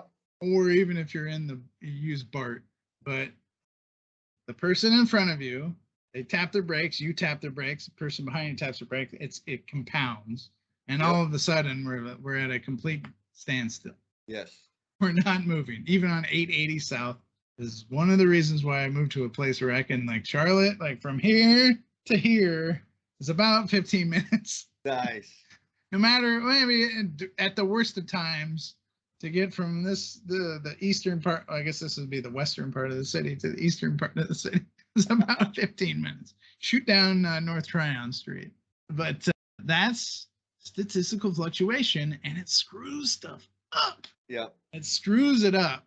And you worked in the trades, Yes. so you know this in a work situation more than me. Yes. I've only been a supervisor, so I've never like sat or been in it from a work standpoint. So like, how Yes. does it feel when you're in this like go, stop, hurry up, slow down, hurry up, slow down? I'm the guy, I guess, doing the hurry up, slow down, hurry up, slow down. Yep. So how does it feel as a human being to be in this phenomenon? It feels well, two answers. So one, I felt helpless, right? Because no matter what I do, I'm going to be accused of being behind. I'm going to be the bottleneck because of this fluctuation. And when I'm the bottleneck, it's all my fault, even though it's not my fault. And so when I say, hey, I know that your schedule says we're supposed to be sheetrocking tomorrow, but it also said I was supposed to start in-wall roughing 4 days ago, and I only started 2 days ago. All of those are facts. The response I get is, I don't want your excuses. Like, these are not excuses, these are facts. Like, so that's one. There's this defeated, helpless, like, okay, I'm just gonna not even argue with this person that's ignoring reality. Now, when I started paying attention to the dollars that we were spending on labor, that was a whole nother level of stress. Operational expense. Yes, because now I'm like, oh my God, I got 6 people here. Our crew rate is $38 an hour, and we're not going to be producing anything. So we're going to go get busy and do stuff. But I know my production rate, we just blew it. And if this goes on for more than 4 hours, it's going to be hell to recover. And because Yeah, the Herby, schedule you got to says, run back. You got to run. I got to run back. Yep. No, Yeah. we're going to work super late. And here's like a really, really disrespectful way to handle that. We're going to work late. We're going to pull a Herby and sprint to catch up. So we're going to work till 7 p.m. tonight, which is overtime. Yeah. And then I'm going to get a call from my project manager that tells me, hey, let everybody go home early on Friday because we don't have overtime in the budget. And like negative on that one, like we just made them stand up their wives, stand up their kids, cancel their plans. And now we're going to say, go home early. Like, no, sir, that is not okay. So that's what it feels like. And they've probably been like, hey, we're going to work late all week. I'm already canceled my Friday night plans. Yes, right? sir. Yes, sir. It's like not a good deal. So I learned how to mitigate that. And yeah, I would often tell people, like, sometimes a butt chewing is worth $10,000 because they would want me to go. I'd get there. You need to be out here. We're like, schedule. You're supposed to start today. Okay. So I would show up by myself. And like, what are you doing? Like, where's your crew at? I'm like, I'm coming here to check to see if you're actually ready for me. If you're not ready for me, I'm not bringing a crew out here because I'm already setting myself up for failure. And the emails would fly and the threats would happen. And I would coordinate to mobilize when I could see that they were going to be ready. Because at the very least, when the team showed up, they were going to be able to produce. They weren't going to be doing busy work. And that helped me maintain trust with my team. But I got to get my butt chewed. But it saved us $10,000 in lost labor showing up, pitching washers until whoever was ahead of me got their stuff done. Because of dependent events. Mm-hmm. You just got nailed and got yelled at from 2 angles. You got behind, so you're getting it from Thomas, the GC. Yep. And then you're getting it from the home office. Yep. For running over your operational expense, and they make an executive decision to shut off the work that you've Yeah. already planned. You're literally trapped. That's 100%. God, that's a bad spot. Dude, I still think the foreman role is the worst role. The trade foreman role is the worst role in construction because this situation that you just painted, the GC hates me, it's mad at me. My office is on my butt, and now my team is not happy with me. Like no matter what. Oh yeah, I didn't even think about that. Yeah, Yes. everybody is. I'm the villain in that entire situation for every stakeholder. And I had nothing to do with it. You're in a system, Yes. right? Yep. And you're in the middle. You're Herby. Yes. Yes. Herby all day long. Herby feels stress. Yep. He feels it, and he tries to make up with it the only way he can. It's the only way he can by working harder. But Yep. it's actually it works against Herby because Yep. he gets more tired Yep. because his heart rate goes up. Even though he wants to work harder, he's trying harder. It makes it hard. Like he's stuck. The only thing that you can do makes it worse. Yes. Do you think that contributes to mental? Oh my God, Thomas. Problems? Yes. Mental problems, self-medication, the whole thing. Yes. 100%. Like, 100%. there was the very last project that I was on that I took over because at the time, part of my responsibility was assessing financial forecasts and labor forecasts from the superintendent. And I would assess like how close are they? And when they were way off, like, oh, flag, let me go see what's going on. So I went out to the project and it was in bad shape. We ended up finishing like the whole entire project went about 5 months over schedule, and there weren't any new design. Like it was just because of just a horrible situation. So at that point in time, I was dating an amazing woman, and I called her and I said, "Hey, I'm going to be taking over this project. So I am not going to be as available as I have been. Like I'm going to be almost not available." And she said, "Okay." In my head, that meant I'm not going to call you or text you for a couple of months, but only in my head, right? Because in her mind, she's thinking, well, maybe we won't go out during the week and hang out. No, it was completely gone. So 3 months later, 4 months later, once we got some light at the end of the tunnel, I called her and I know like, ooh, she's probably going to be mad. And she was mad. I heard her. And she asked me, she's like, "Jesse, I understand, but I really don't understand why you had to cut me off completely. Like you weren't working 24 hours a day." And I was like, "Oh my God." And I knew the answer. The answer was because I was going to be swimming in failure every single hour of every single day until we finish that project. Yeah. The only thing you can do, just like Herby, the only thing that you can do to remedy the situation makes your personal situation completely Yes. worse. Absolutely. That was it. That was it. Yep. And there's hundreds of people, thousands of people in that situation right now. Millions. Yeah. If there's 11 million people in construction, yeah, at least 1 million of those are in that role. Yep. Yep. So think about that. Experiencing the foremen who I've worked with, yeah, they all have this guard armor. Yep. Every one of them. Some have less, some have more.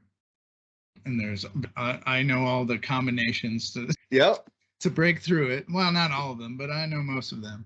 Yeah. But that is real. Yes. I haven't experienced that because I've never been in that position. I skipped it. Yeah. Because I've only been in general construction. So I don't understand. I can only empathize, but I work with foreman, four-person, whatever you want to call them, people who run crews, who they don't run a project, they run crews. Yes. And they're in this super vulnerable position. They're Herby. And if you're Herby, it sucks. And the only thing that you can do makes the situation even worse. So Herby needs some help. Yeah. He needs some help. He's gonna get it here. Yes. He's gonna get it. But I really wanted to focus on. Thank you for sharing that situation because that is the bullshit. Yes. that contributes to suicide, and it's fleeting. It's little teeny Yep. tiny cuts. And I was having this conversation with my father 2 days ago, and he's a veteran. He was in Vietnam. He experienced combat. He experienced stress. I was like, I've never experienced that. I've never experienced that amount of stress. I've never experienced a situation where not only was my life at stake, but I also like had to be in a place where I had to fight back and be present with that and be comfortable with that. I've never experienced that. So those who have done that, like, seriously, salute. In construction, though, in that foreman slot, it's different. I was trying to explain this. I was like, it's different. It's not that level of trauma, maybe. Yeah. But it compounds. And if it's year over year, year over year, year over year, year over year, and it's your job, it's your livelihood, it's your identity, it's everything. It's way worse. What do you think about that? I know that it's horrible. Because it's like, what's the things in caves, stalagmites and like it's just coating of calcium, and it's just year over year, it just keeps growing, and it just weighs on you, and it weighs on your psychology, and it weighs in your health, and your sleep, and your relationships. It just yes, right. It just wears you down, and it's not as I haven't experienced either, so I can only empathize. I was trying to explain it, and because he hasn't worked in the trades, he doesn't work in construction. He's retired now, but he has experienced combat. So we were trying to like figure out like what's the difference. Yeah. And I was like, it's year over year over year over year over year, and it slowly wears you down until you can't cope anymore, and you're now Herby. Thing that you do only makes this situation worse. And you know it, but the way the system is designed, what else are you like? That's all you can't do anything else. Yes, right. You that's need all help. You need help. Let's go back to the book. That for me. I want to help. I want to help, and you. So do you. So does a very growing community. Yep. That's so the no BS with Jen. That's the BS. It's the erosion of, it's the every single day. It's why we do a daily huddle, because I don't want another day of eroding someone's psychic. I want to tell them everything right here and right now. Yep. So we'll go back to the book. And so the slower the average fluctuations accumulate, they work their way back to the end of the line, which means I have to slow down. If I was Alex, all of those statistical fluctuations, they add up, and they add up. Where do they add up? At the end of the line. So workers, painters, poor guys, electricians, the people who work in the finished trades.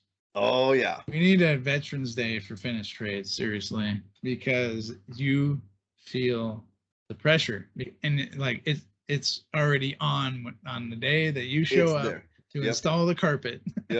Or to polish the concrete floors, because Herby, he's already done his damage. He's rolled through, bro.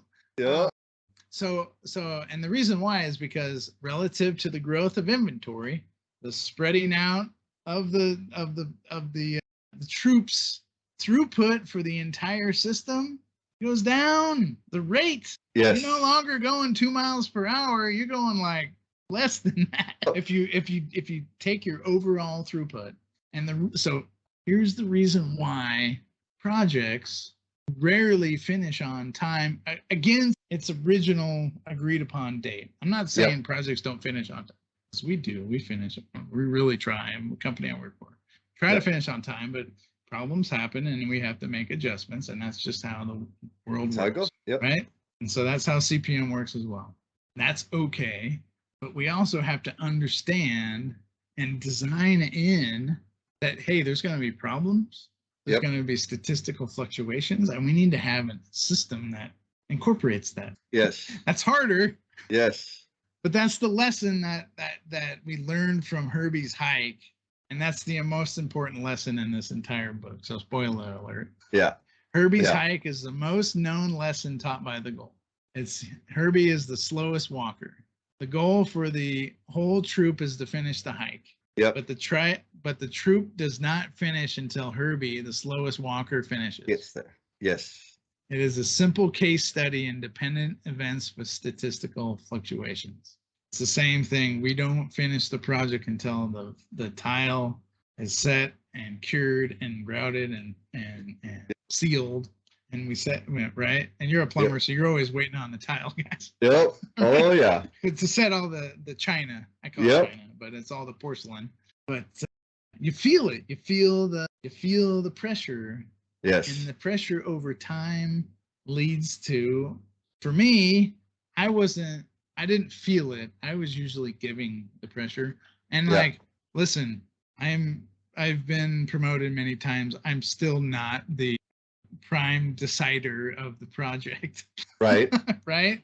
So I can't change the course of the schedule. I can't. I'm sorry. I wish. I really try. We have conversations. We do make adjustments, but I still can't make.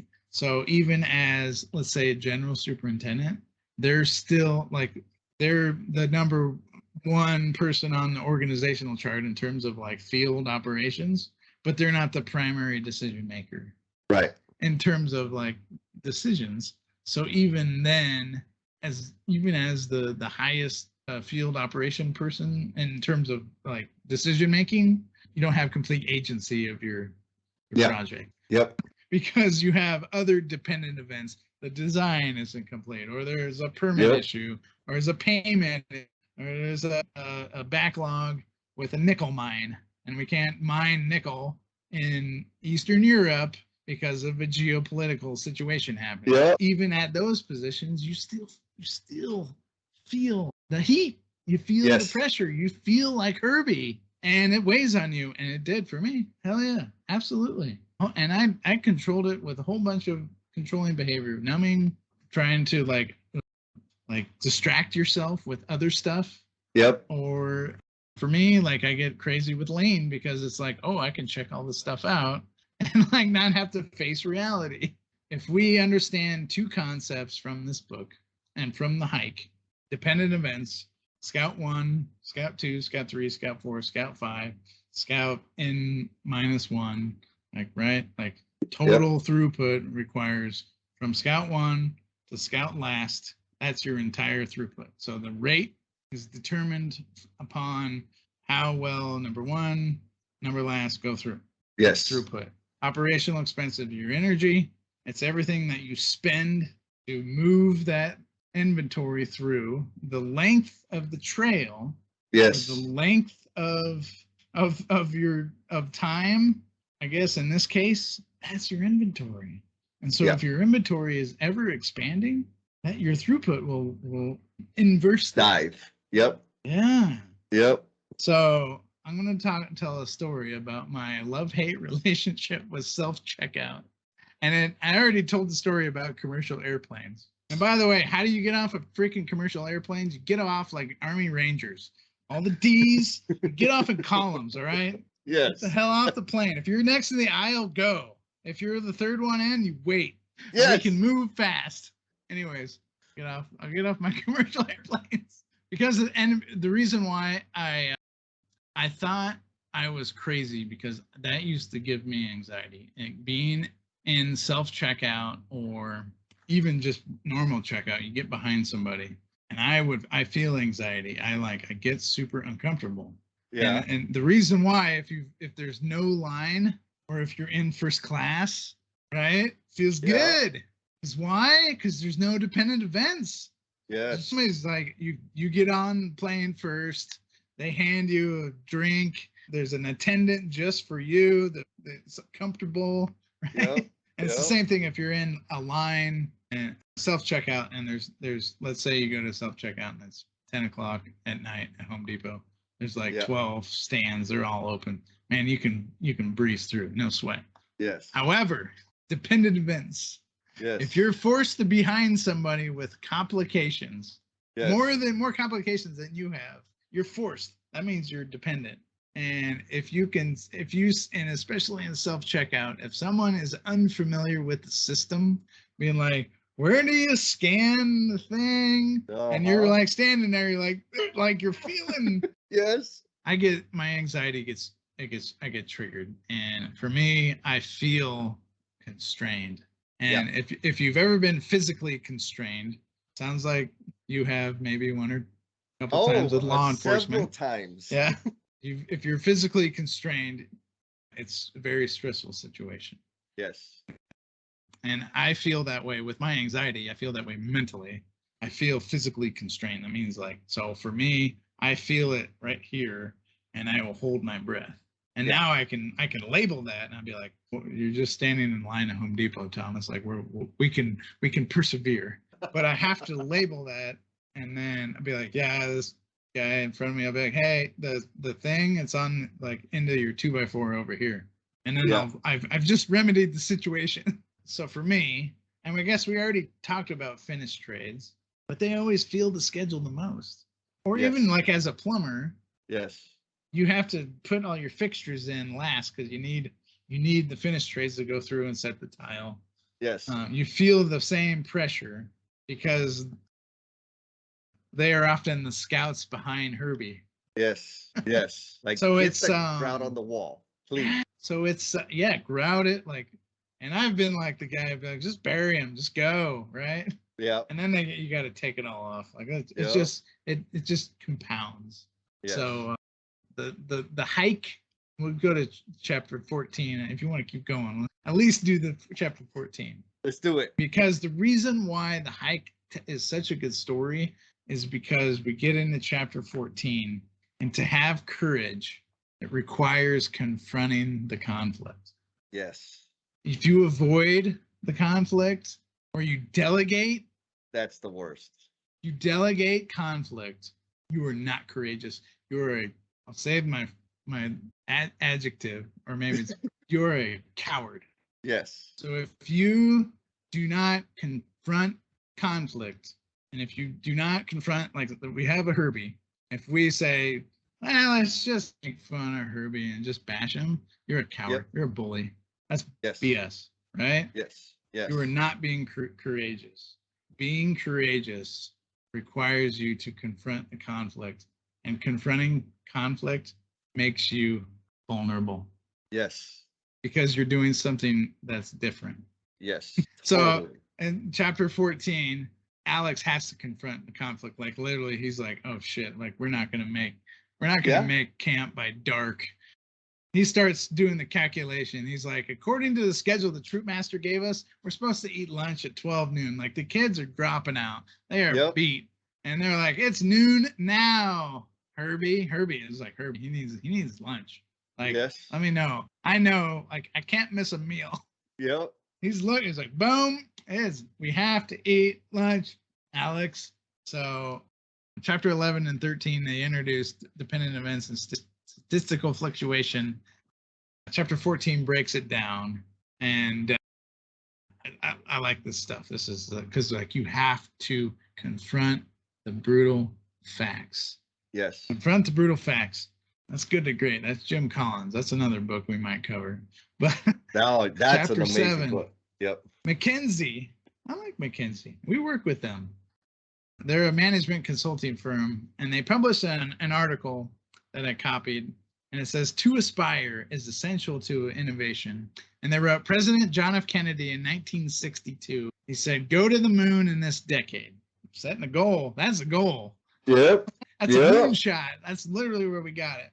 And that goal, JFK, 1962, motivated a nation to unprecedented levels of innovation. And it's innovation. It's far-reaching vision. And that's why we really celebrate JFK in a lot of ways. Yes. And because he had such vision, and he's such a catalyst for that. Yeah. And if you have a far-reaching vision, it can be a compelling catalyst, providing it's realistic enough to stimulate action today. Yes. So in 1962, it was a goal, but it wasn't crazy. The technology was getting close. We had We had a space program going. They just needed a little. Yep. And like Jeff K is like not quite a little nudge. Like it was like get to the moon Yes. before the end of the decade. So they had to get there before 1970. It's 8 years. It's a Yeah. moonshot. Oh yeah. So establishing a quantitative innovation aspiration is not enough. This is McKinsey, not me. The target value needs to be apportioned to relevant business owners and cascaded down to their organizations in the form of performance targets and timelines. Anything less risk encouraging inaction or the belief that innovation is someone else's job. Like we need to set realistic goals, and they need to be cascaded throughout the organization. So like we're going to do this. There's an accounting piece. We've already talked about there's a financial part of production. We need to have the safety group, right? If we're going to reach this goal, we can't hurt anybody or worse. If we're going to reach this goal, we need to grow part of this business, right? So like we got to set goals. We can't just say, hey, we're going to get to the moon. You guys figure the rest out. I'm out. Like, no, we also have to work with, so I guess in the 60s, like we have to work with NASA. We have to work with Congress to get the funds approved. We have to work with land developers in South Florida to get this area built. And we have to work with a whole bunch of tradespeople to build these rockets. Oh, yeah, like they were all built. They didn't just magically happen. They were built with plumbers and electricians and carpenters. Yes. And so we have to set these goals. So in other words, great leaders must inspire others to take action. Like not even good, because Jim Collins, good leaders set goals. Great leaders inspire others to take positive action. What do you think about Kinsey's words? Man, yes. I it's easy for me. It's easier for me when I think of it in terms of action. Like Adam gives me credit for this quote. I don't think it's my quote, but I know I say it a lot. Like the cemetery is full of ideas, right? Like we all have ideas. Some people have amazing. But the path to hell is paved with good intentions. Exactly. Yes. And so for me, my observation is this: the difference is action, right? And to bring up another book, Leadership and Self-Deception, right? When I deceive myself or violate myself by not taking action on what I'm called to do, what is presented to me in the moment, I am violating me. And when I do that over and over and over and over, it degrades my whole identity. Now, a hard and real example, you were there when we all had dinner with Davis and Walker and Adam and Jen, and they had an idea, right? This lean symposium that's turned into a panel discussion that now we're on the calendar.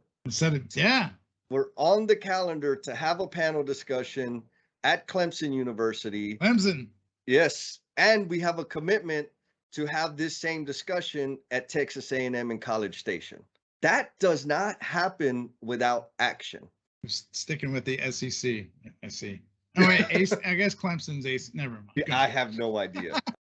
But the vision, we transcend conferences, but with action, yes. It's action. But the vision is a conference that happens on a regular cadence where we're bringing industry professionals to come and share their knowledge and experience with young professionals, people getting educated that are fixing to enter the industry, and expose them or introduce them to a different way of building.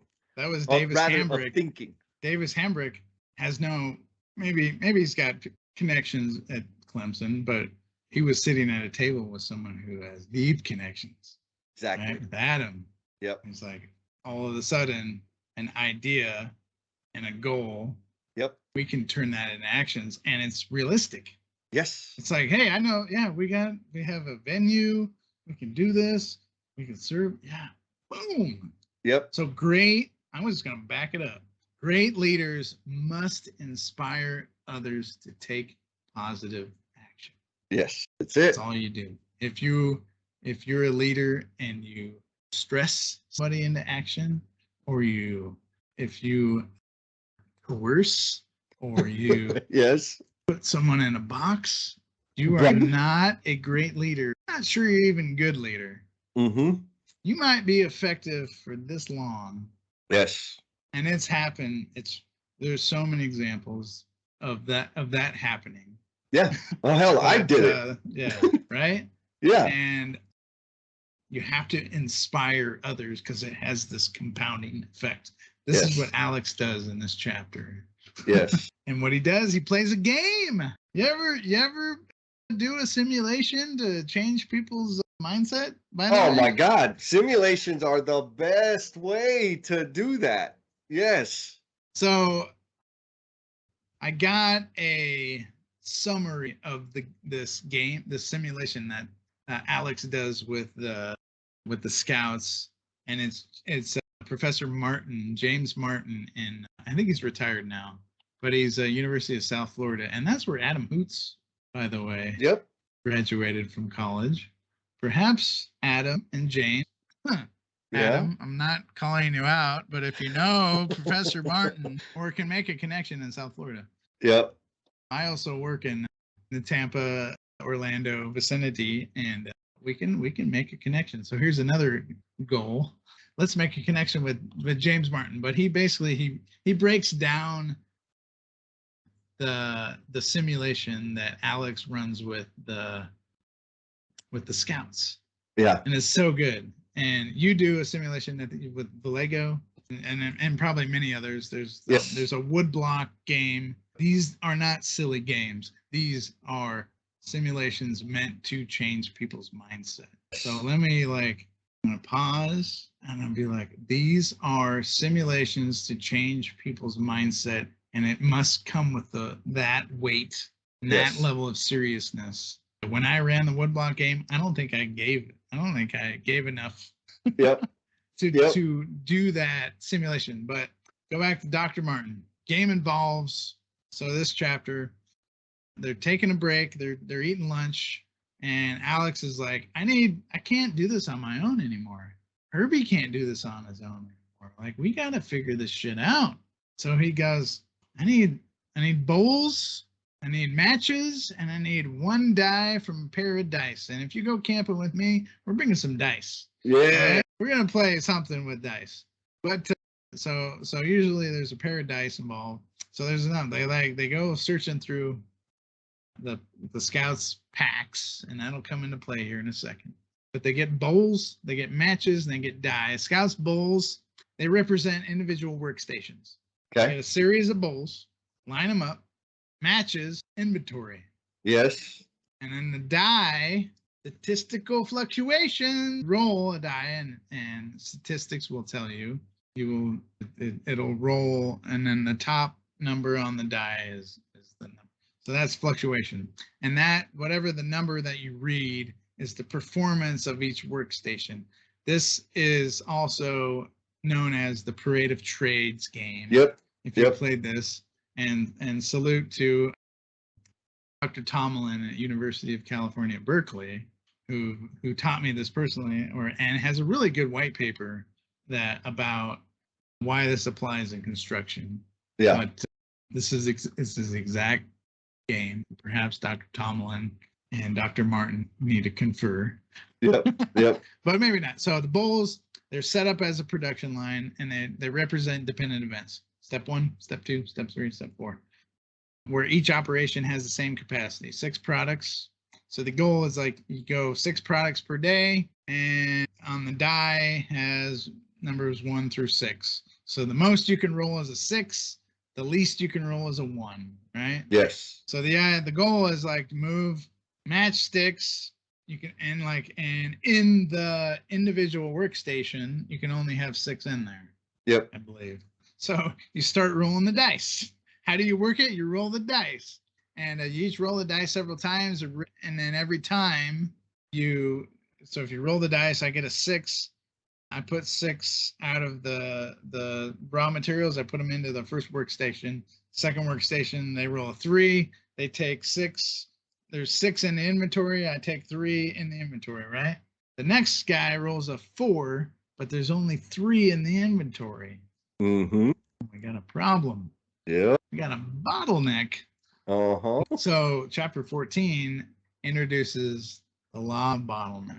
So Yes. if I have the capacity to do 4 matches, yet there's only 3 in my dependent, my partner over here, slacking, only got 3, Yes. there's going to be a different set of productions. Yes. The problem with the die rolling, the bottleneck never stays the same. It moves. It moves. So they play this game. They play a couple rounds, and they each roll the die several times to represent the production rate. And the bottleneck nearly always appears at a different operation. Yep. Someone always rolls a 2 or a 1. They're like, come on, you're killing me. You ever Yep. do that in Parade of Trades? Oh You man. hear that? You hear it. The first time we played it, if we had a couple of beers, we would have been fighting, me and my buddy Jeff. Because I'm like, dude, you're horrible. You suck. Like, you don't know what you're doing. We're rolling dice. But yeah, it gets heated. And that's real life. It is true. Does that ever happen on the job site? Oh, 100%. 100%. Yes. 100%. And then I'll come by and then be like, because I'll have my favorites and Yeah. I'll defend. Yep. I won't defend Herby. I'll defend my favorites. Yep. And not because they're my favorites, because I'm highly biased. Because I'm Yep. like, I need to achieve this goal. But back to the book, the game works, and back to Dr. Martin's beautiful summary. The game works to prove Alex Rogo's assumption that if each operation is a sequence of dependent events and has the same amount of capacity, then the variations in between the dependent events will cause bottlenecks to move from operation to operation, right? So if you have dependent events and you have statistical fluctuations, the bottleneck will not be the same. Yep. It'll move around, and that'll drive you crazy. Yep. Yep. Firefighting, baby. Boom. Yep. Yep. And that's what happens. And if you have constantly moving around bottlenecks, and we'll go back to Unico. If you remember the earlier chapters, they had full-time people. Yes. They had mechanical engineers. These are probably people with graduate degrees who were expediters who had to look at the situation and be like, make a quick calculation and be like, hey, we need to move this, take this operation and move this ahead. And that was designed into the system. Yes. And all of a sudden, Alex is like, with matches and bowls and dice, and in the middle of a forest, no computers, and he's observing floating bottlenecks. Yes. This is why simple simulations are effective teaching methods. Yes. Because you can see it. It's hard to see in a factory. It's even Over harder to see it time, on a job yes. site, right? Because Yep. it takes Totally. time. But Yep. if you see a simulation, it happens really rapidly in front of your face. And if you do it very effectively and do it very seriously, and you don't joke around, these simulations, they prove these theories. They prove them out. Yep. And you'll see the bottlenecks show up and people get angry with each other. And of course, we're like, the stakes are pretty low, but Right. you get some liquid courage in you, maybe perhaps. We would have been fighting. I promise we would have been fighting. So floating bottlenecks will occur because the effects of variation in a system. So if you go on to study Dr. Goldratt, variation becomes incredibly important. Variation is like the scourge to production. Yes. According to Dr. Goldratt, it's Yes. not dogma. I'm just saying, according to Dr. Goldratt, his theory of constraints, floating bottlenecks will occur because of the effects of variation. Yes. It will move around.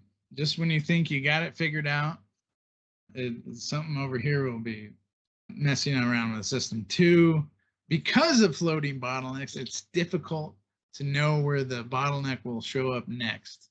Yes. So you therefore lose the ability to fully manage any process. You're just reacting. You can only react. Yep. So if you have floating bottlenecks and you don't understand what's causing the statistical fluctuations, you lose your ability to manage. You lose command and control. Yes. You lose the red Gantt chart. It's gone, baby. The red the red line on the CPM jumps around like crazy. Yeah. Ever see that? I see it all the time. Oh, yes. I'd be like, okay, all right, I got it. Start to start, -5.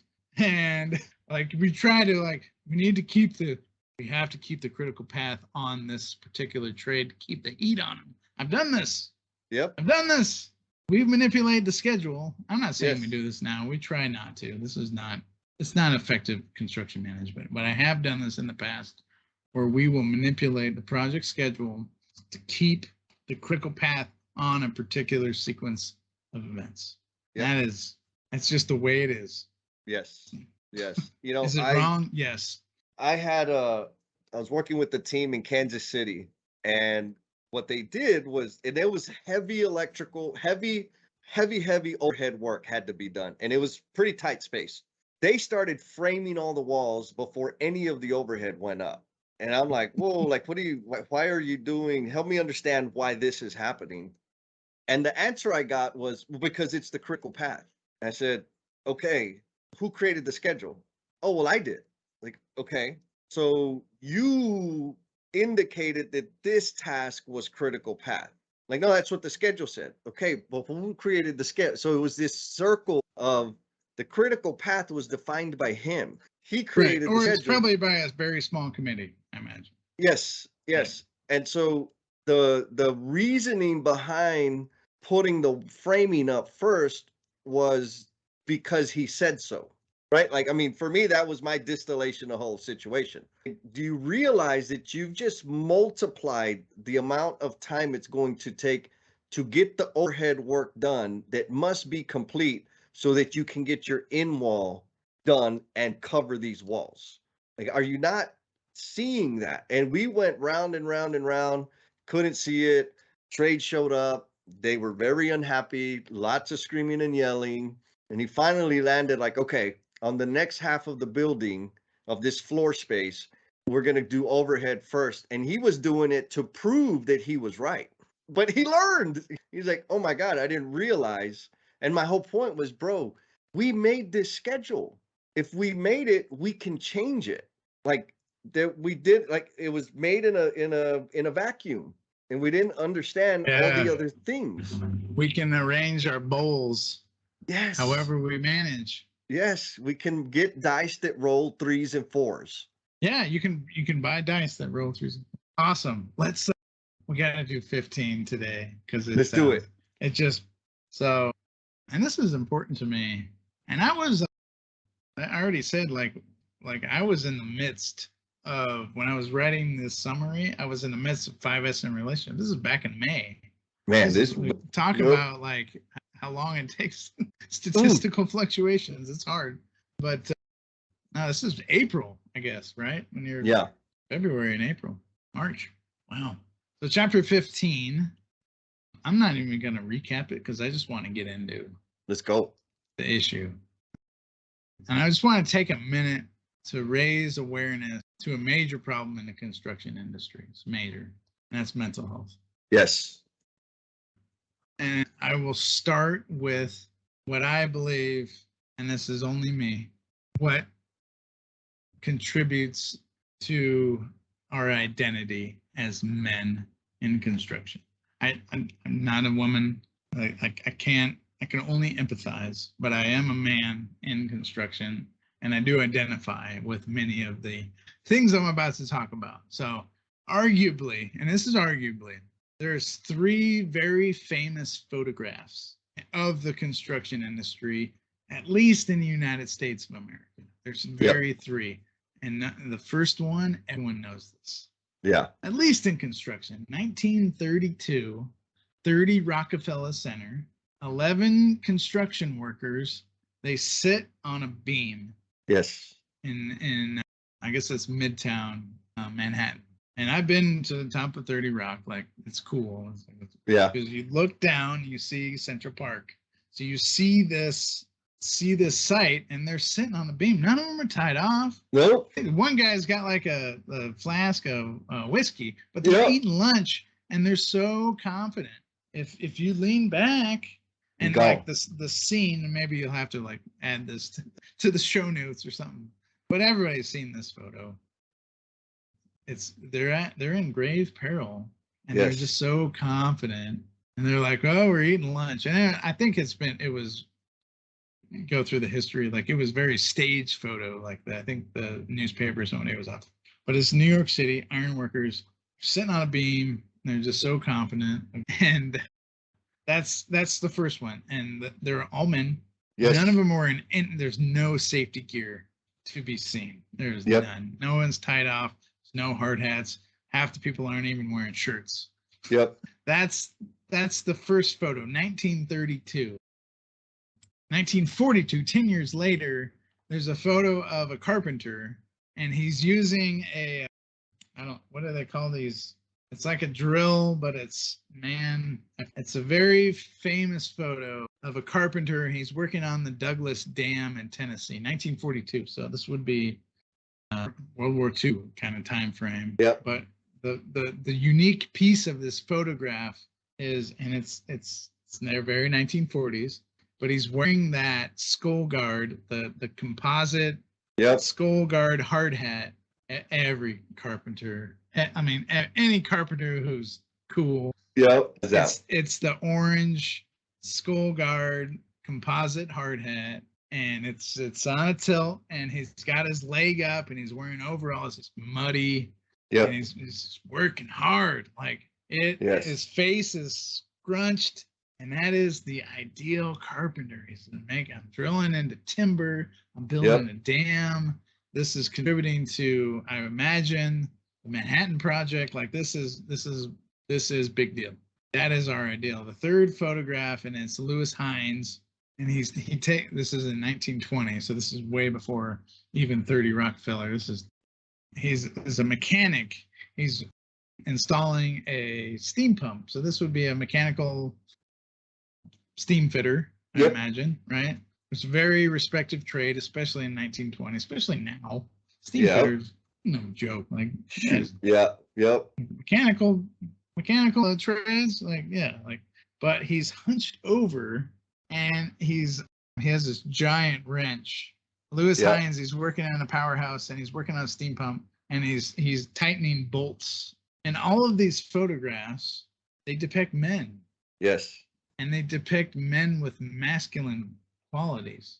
Yes. Right? None of them are in ergonomic. They're not in safe places. None of them are safe. But they're all this ideal of like, this is what men do. That we get after it.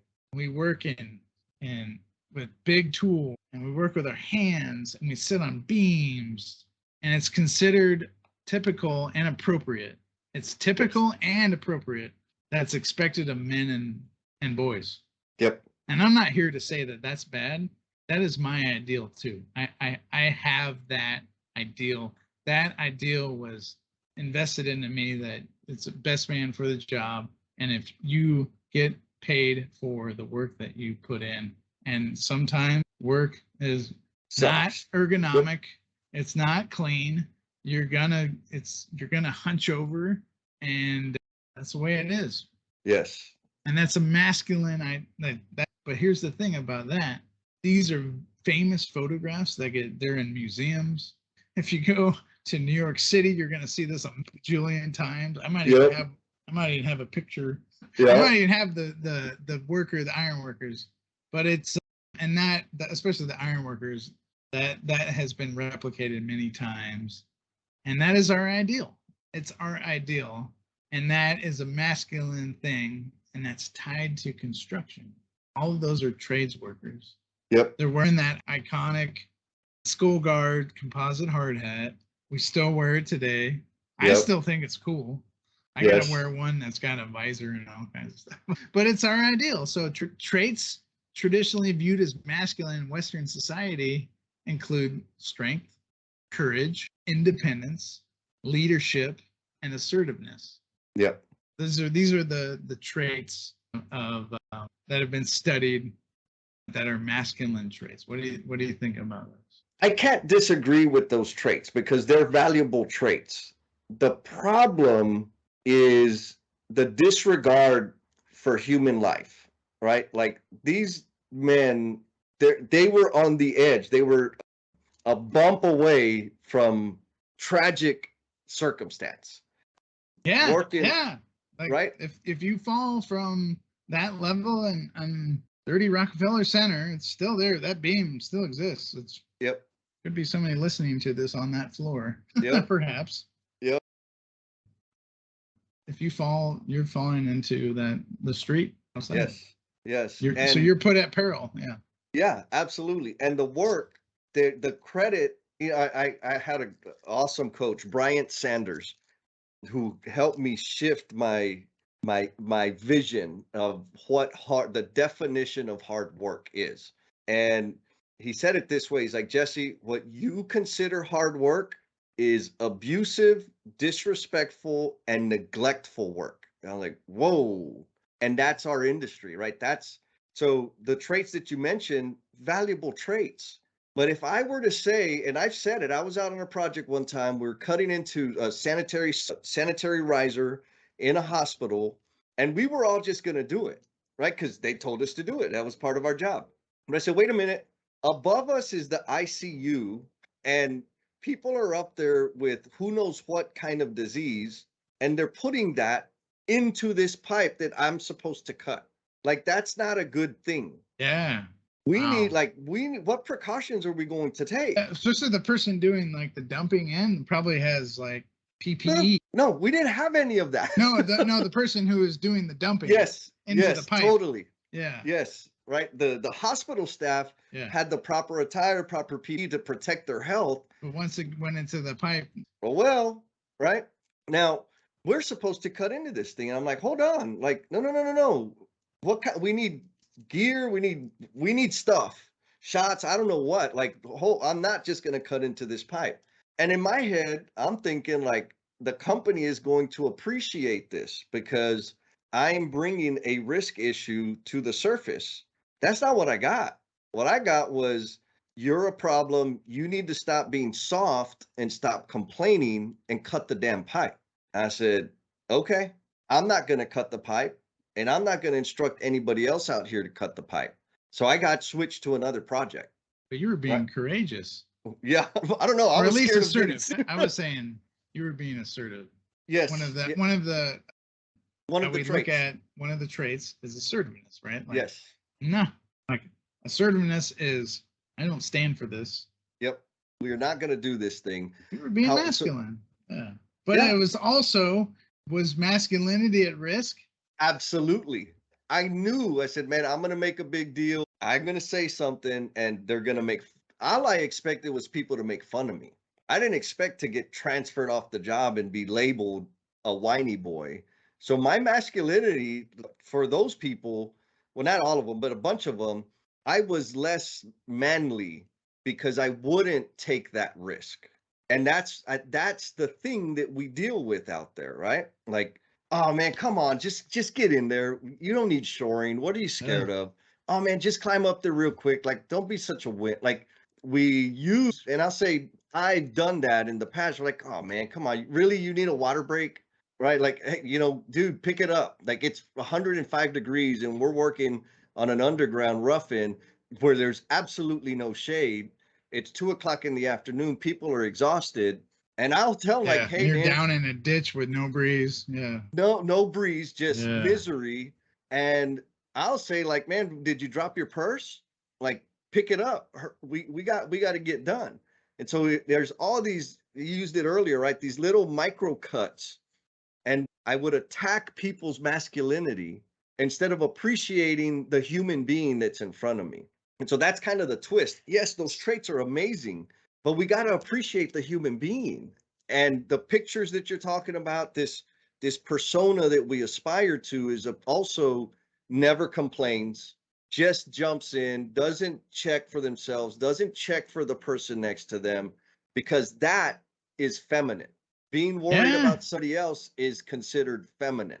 It is the inverse of masculinity. Yes. Or I shouldn't say that. It's not the inverse. It's just not masculinity. The ideals are femininity, caring, compassion, Yep. right? Teaching. Yes. And the reason why I bring that up, because I recently had a identity kind of shift, Ah. because when I was, looking at this, I was like, hey, like, and I was reading this to my better half, Angeline, and she asked me this, and it cut me just to the. I remember you talking about this. I'll tell it publicly now. Yep. She goes, and I've moved on from this, but it cut me down. She goes, do you think that those traits and that identity of construction is the reason why you got into it? Yes. And I was like, is that like all of a sudden you start, it's like that, yes, danger, Yep. risk, being dirty, grinding it out, Yep. and swallowing your emotions. And Yep. these ideals is also the reason what draw me in. And I was like, yeah, absolutely. Like, what are you kidding me? Yep. Like, yes, absolutely it was. And I had a minor crisis. It didn't like it ruined me, but like I was Right. like, I started to question. I'm like, is this healthy? Like, is this? And I was like, no, we need, as men, we need to be assertive. We need to be leaders. We need to be independent. We need to be courageous. Yes. And we need to do these things, and not in a way where it's negative. Yep. We can be courageous in a way that is positive. Yes. Right? We can be assertive and help other people. Yes. Right? Yes. We can be assertive and teach somebody, be like, hey, tie off now, right? Yep. We can be leaders and have those great leadership qualities, and also be men. Yes. And have masculine qualities. This isn't a diatribe of tearing down masculinity. We can do all of these things. Yes. And still be really manly men. Yes. And so I there's a study published in the Psychology of Men and Masculinity. There's a journal about this. Okay. A medical journal about the psychology of men and masculinity. There's a publication. You ever want to dive into it, it's actually pretty good. But the researchers found that men with higher levels of traditional masculinity ideology. So it's not that I embody right these ideas. Like I'm not Jocko, right? Yeah. Like everybody's like, well, Yeah. manly man, right? I'm not. I've never been in the Navy SEALs. I'm not even close. I lived in San Diego. That's as close as I got. I've been to Coronado. I've visited, but the researchers, they found the men with higher levels of ideology, so that they didn't embody these traits. They just had the ideology. They Yeah. also tended to have a more negative opinion of seeking psychological help. And they also noted that a man who is surrounded by a supportive group of other men, like a church group that encourages members to share problems and seek support, they might be more likely to seek help than a man whose only social network discourages such sharing. And there's another note, they say men, and this is researchers, men are more likely to seek help for problems they think are normative, that is, problems that many other men share. Mhm. So this is like, these are normal problems. Like, hey, I got bad hips and knees. Yeah. Like, right? Like, that's a pretty normal thing for men. Or like, I tore my ACL or something when I was playing high school football or something. Yeah. So like, these are normal things. Like, we can talk about this.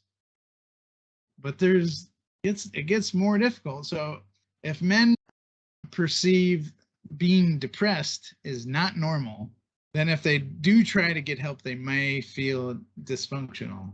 Yes. So instead, they might try to keep their depression quiet, Yes. and then maybe self-medicate with drugs or alcohol. And how do I know? Yep. Same.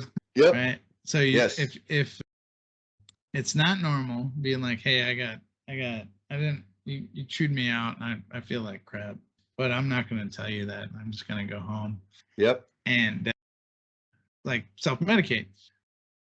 But here's the thing about normalization. It's been done before. Yes. There's a marketing campaign by a company we work with at DPR, Pfizer, and over 2 decades now, they've been normalizing a social taboo. It's erectile dysfunction in men. Yep. They've been normalizing this. This is probably the most private of private issues, Yes. right? Yes. This is a private, very, very private. This is a very, very private issue, and this is now an issue that's on TV all the time because there's medication for that, and for decades now that there's been Viagra and Cialis, and like that's on the news. Yep. And it's in magazines, and there's a marketing campaign. Millions of dollars were spent to normalize this taboo issue with men, and they went right at the psychology of it because if we don't normalize this issue, men are not likely to talk about this issue with their doctor. And you go to your doctor, like you're in a room with a door closed, like, and they're legally obliged to not tell anybody. Yep. Right? Like this is a conversation who should be just like, hey, I have this problem with like my intimate situation. Yeah. Right? Like, but since it's this very taboo social stigma, we don't confront that brutal fact. Yep. And even though there is a prescription that could be written and there's medication that you can take and it helps to resolve that, that drug was invented and it wasn't being prescribed because it's such a taboo situation because it wasn't normalized. But over the years, we've become, we even know what like the pill looks like, right? Yep. What color is it? The little blue pill. Blue. Yep. Right? And it says Pfizer on it. And we've now normalized that problem, and we can now talk to our doctor about that situation. And how do I know that? Because there's research that's indicative that when we admit our problems and clearly identify negative factors contributing to them, after the ads and after the Viagra drugs, there's so much awareness about it that you can talk freely about it, or maybe not freely, but like if I can lower the being weird or being taboo just this much, you can seek professional help. But we have to seek professional help, we have to admit our problems. We have to confront them. And we have to begin to take positive steps to remove those negative factors. Yes. And taking positive steps to remove negative factors mean like, hey guys, like I know it looks pretty cool to sit out on that beam, but none of you guys are tied off. And we have a rule here that we have a 0 tolerance policy for anything over 6 feet. You secure yourself with a fall arrest, some kind of fall arrest system. Yeah. And that is our policy. And we have 0 tolerance for that. So everybody, please pack up your stuff and go find work elsewhere. We are assertive to that, right? We can also be strong and courageous and be like, hey, we have a problem with tie-off on this project. This is an issue. It's become normalized that it's cool and it's like, right? Like we're taking pictures with the newspaper. Be like, I'm being courageous. I don't stand for that. I'm going to be independent, and I'm going to be the one who's like, you know what? I'm hooking up my D-ring, and I'm gonna, it don't matter. Maybe all of these workers over here, they might be fine, and they maybe they worked for 25 years with no incident. That's great. I can only control myself, so I'm going to be independent. And even though they're going to razz me and say, oh, Safety Sam over here, right? Or like whatever it is, if we don't normalize that behavior, we can never overcome it. We'll always be fighting it, because why? The ideal construction worker sits on a beam and has lunch. And that's what we put in museums and celebrate. And I'm not saying the workers that did that were wrong. That just is what it was at the time. And we should celebrate it, because because they did their jobs, we can do our jobs now. Yes. But now we understand the risk. We understand the issue. And we understand, hey, Herby, You got an issue. You're slower than others. What is it about your situation that we can help? And the only way to do that is to be courageous. And you have to be like, and in the book, Herby's like, no, don't look at my bag. Like, no, you can't touch my stuff. Once they open the bag, they're like, you got baked beans, you got an iron skillet in here, you got all Yep. kinds of stuff.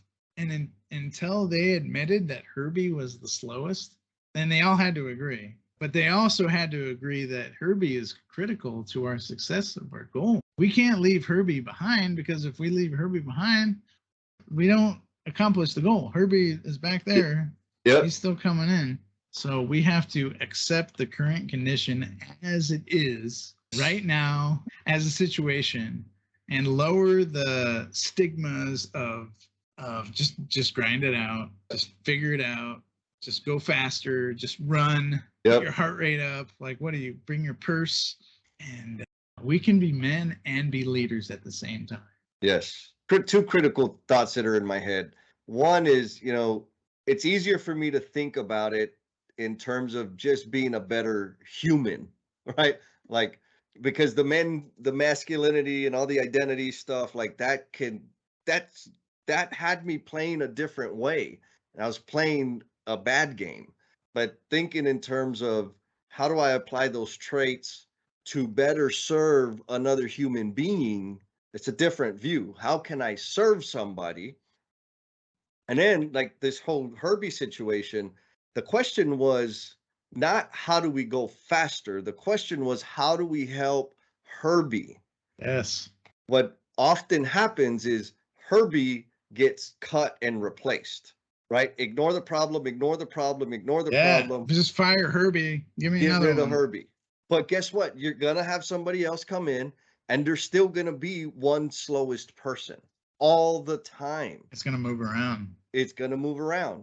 So using your word, accept the current condition as it is and help the person with the problem. And we got to surface it, right? I mean, I think of people that I've lost in my life to suicide, and a very recent situation, and I knew he was suffering.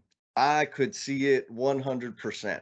And, the number of times that I said, hey, man, I can see that you're hurting. Like, if you need or when you need somebody to talk to, I'm here for you. The number of times I did that were zero, right? And so the appropriate thing to do would have been to say, hey, brother, I see you suffering. How can I help you? But we don't do that. Yeah. Right? We don't say, and we can see it. We see people suffering in their performance. Yeah. And we don't ask, how can I help?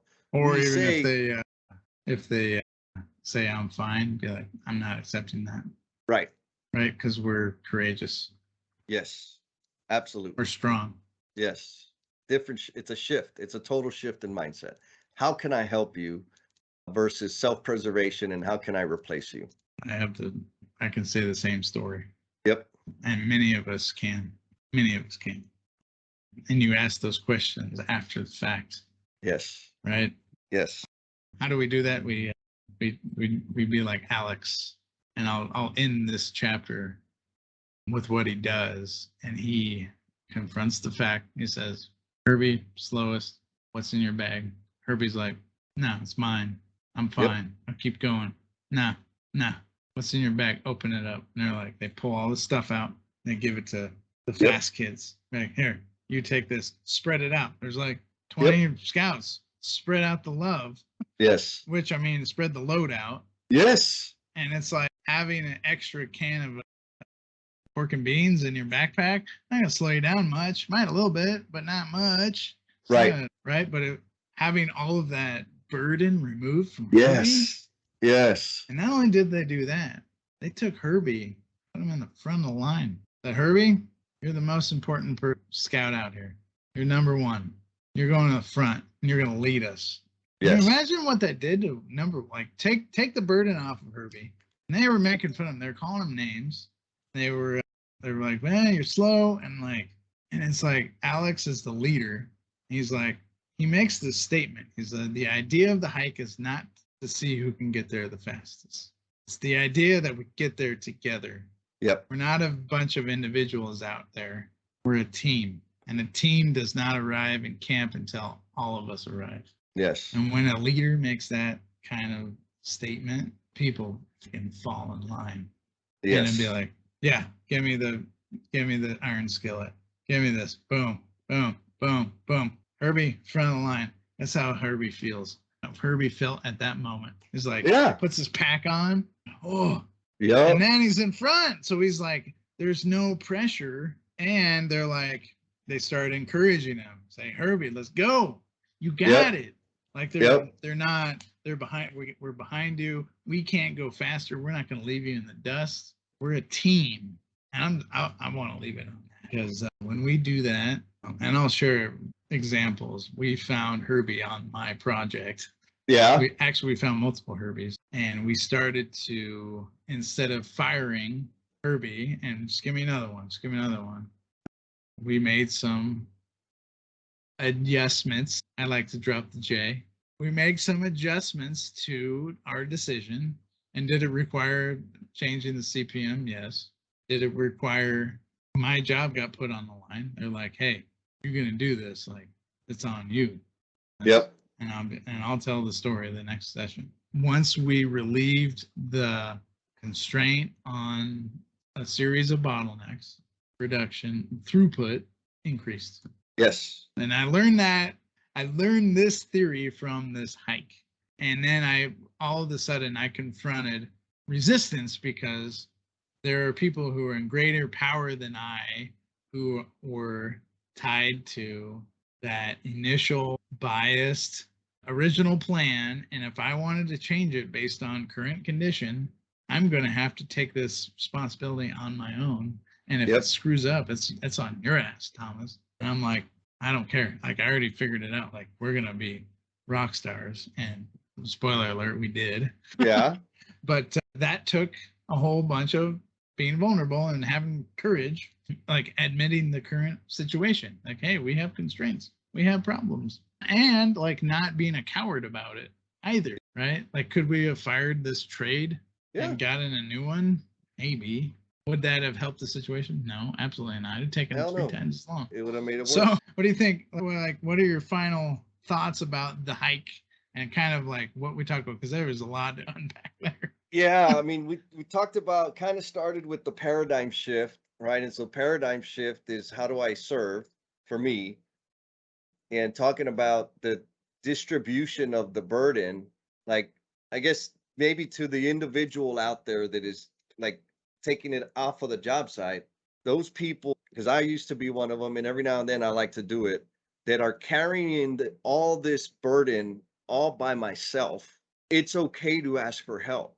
Right? It takes energy. Like, it's difficult for me to let people look in my bag and help me with all the garbage that I'm carrying. So it takes courage, but it's what I need. And so for people out there that are carrying that burden all by themselves, invite somebody in to share the load. And for other people that see people carrying that burden, that weight, reach out and offer, lend a hand. Yes, like, be strong. Be strong, and you're gonna have a stubborn, proud Jesse that's just saying, "No, I'm good. I got it. Back off. Mind your own business." Like, next, be strong, be courageous, and say, "No, let's look in the bag and let me unload some of that with you. Let me carry this with you. Let's share that." We do that metaphorically, or we do that like for real. If I see somebody carrying a 10-foot stick of 4-inch cast iron pipe, like, get on the other end of it. Get on the other end of it. Yeah. Hold the door. You just somebody... open the door. Yeah, hold the door. You got it.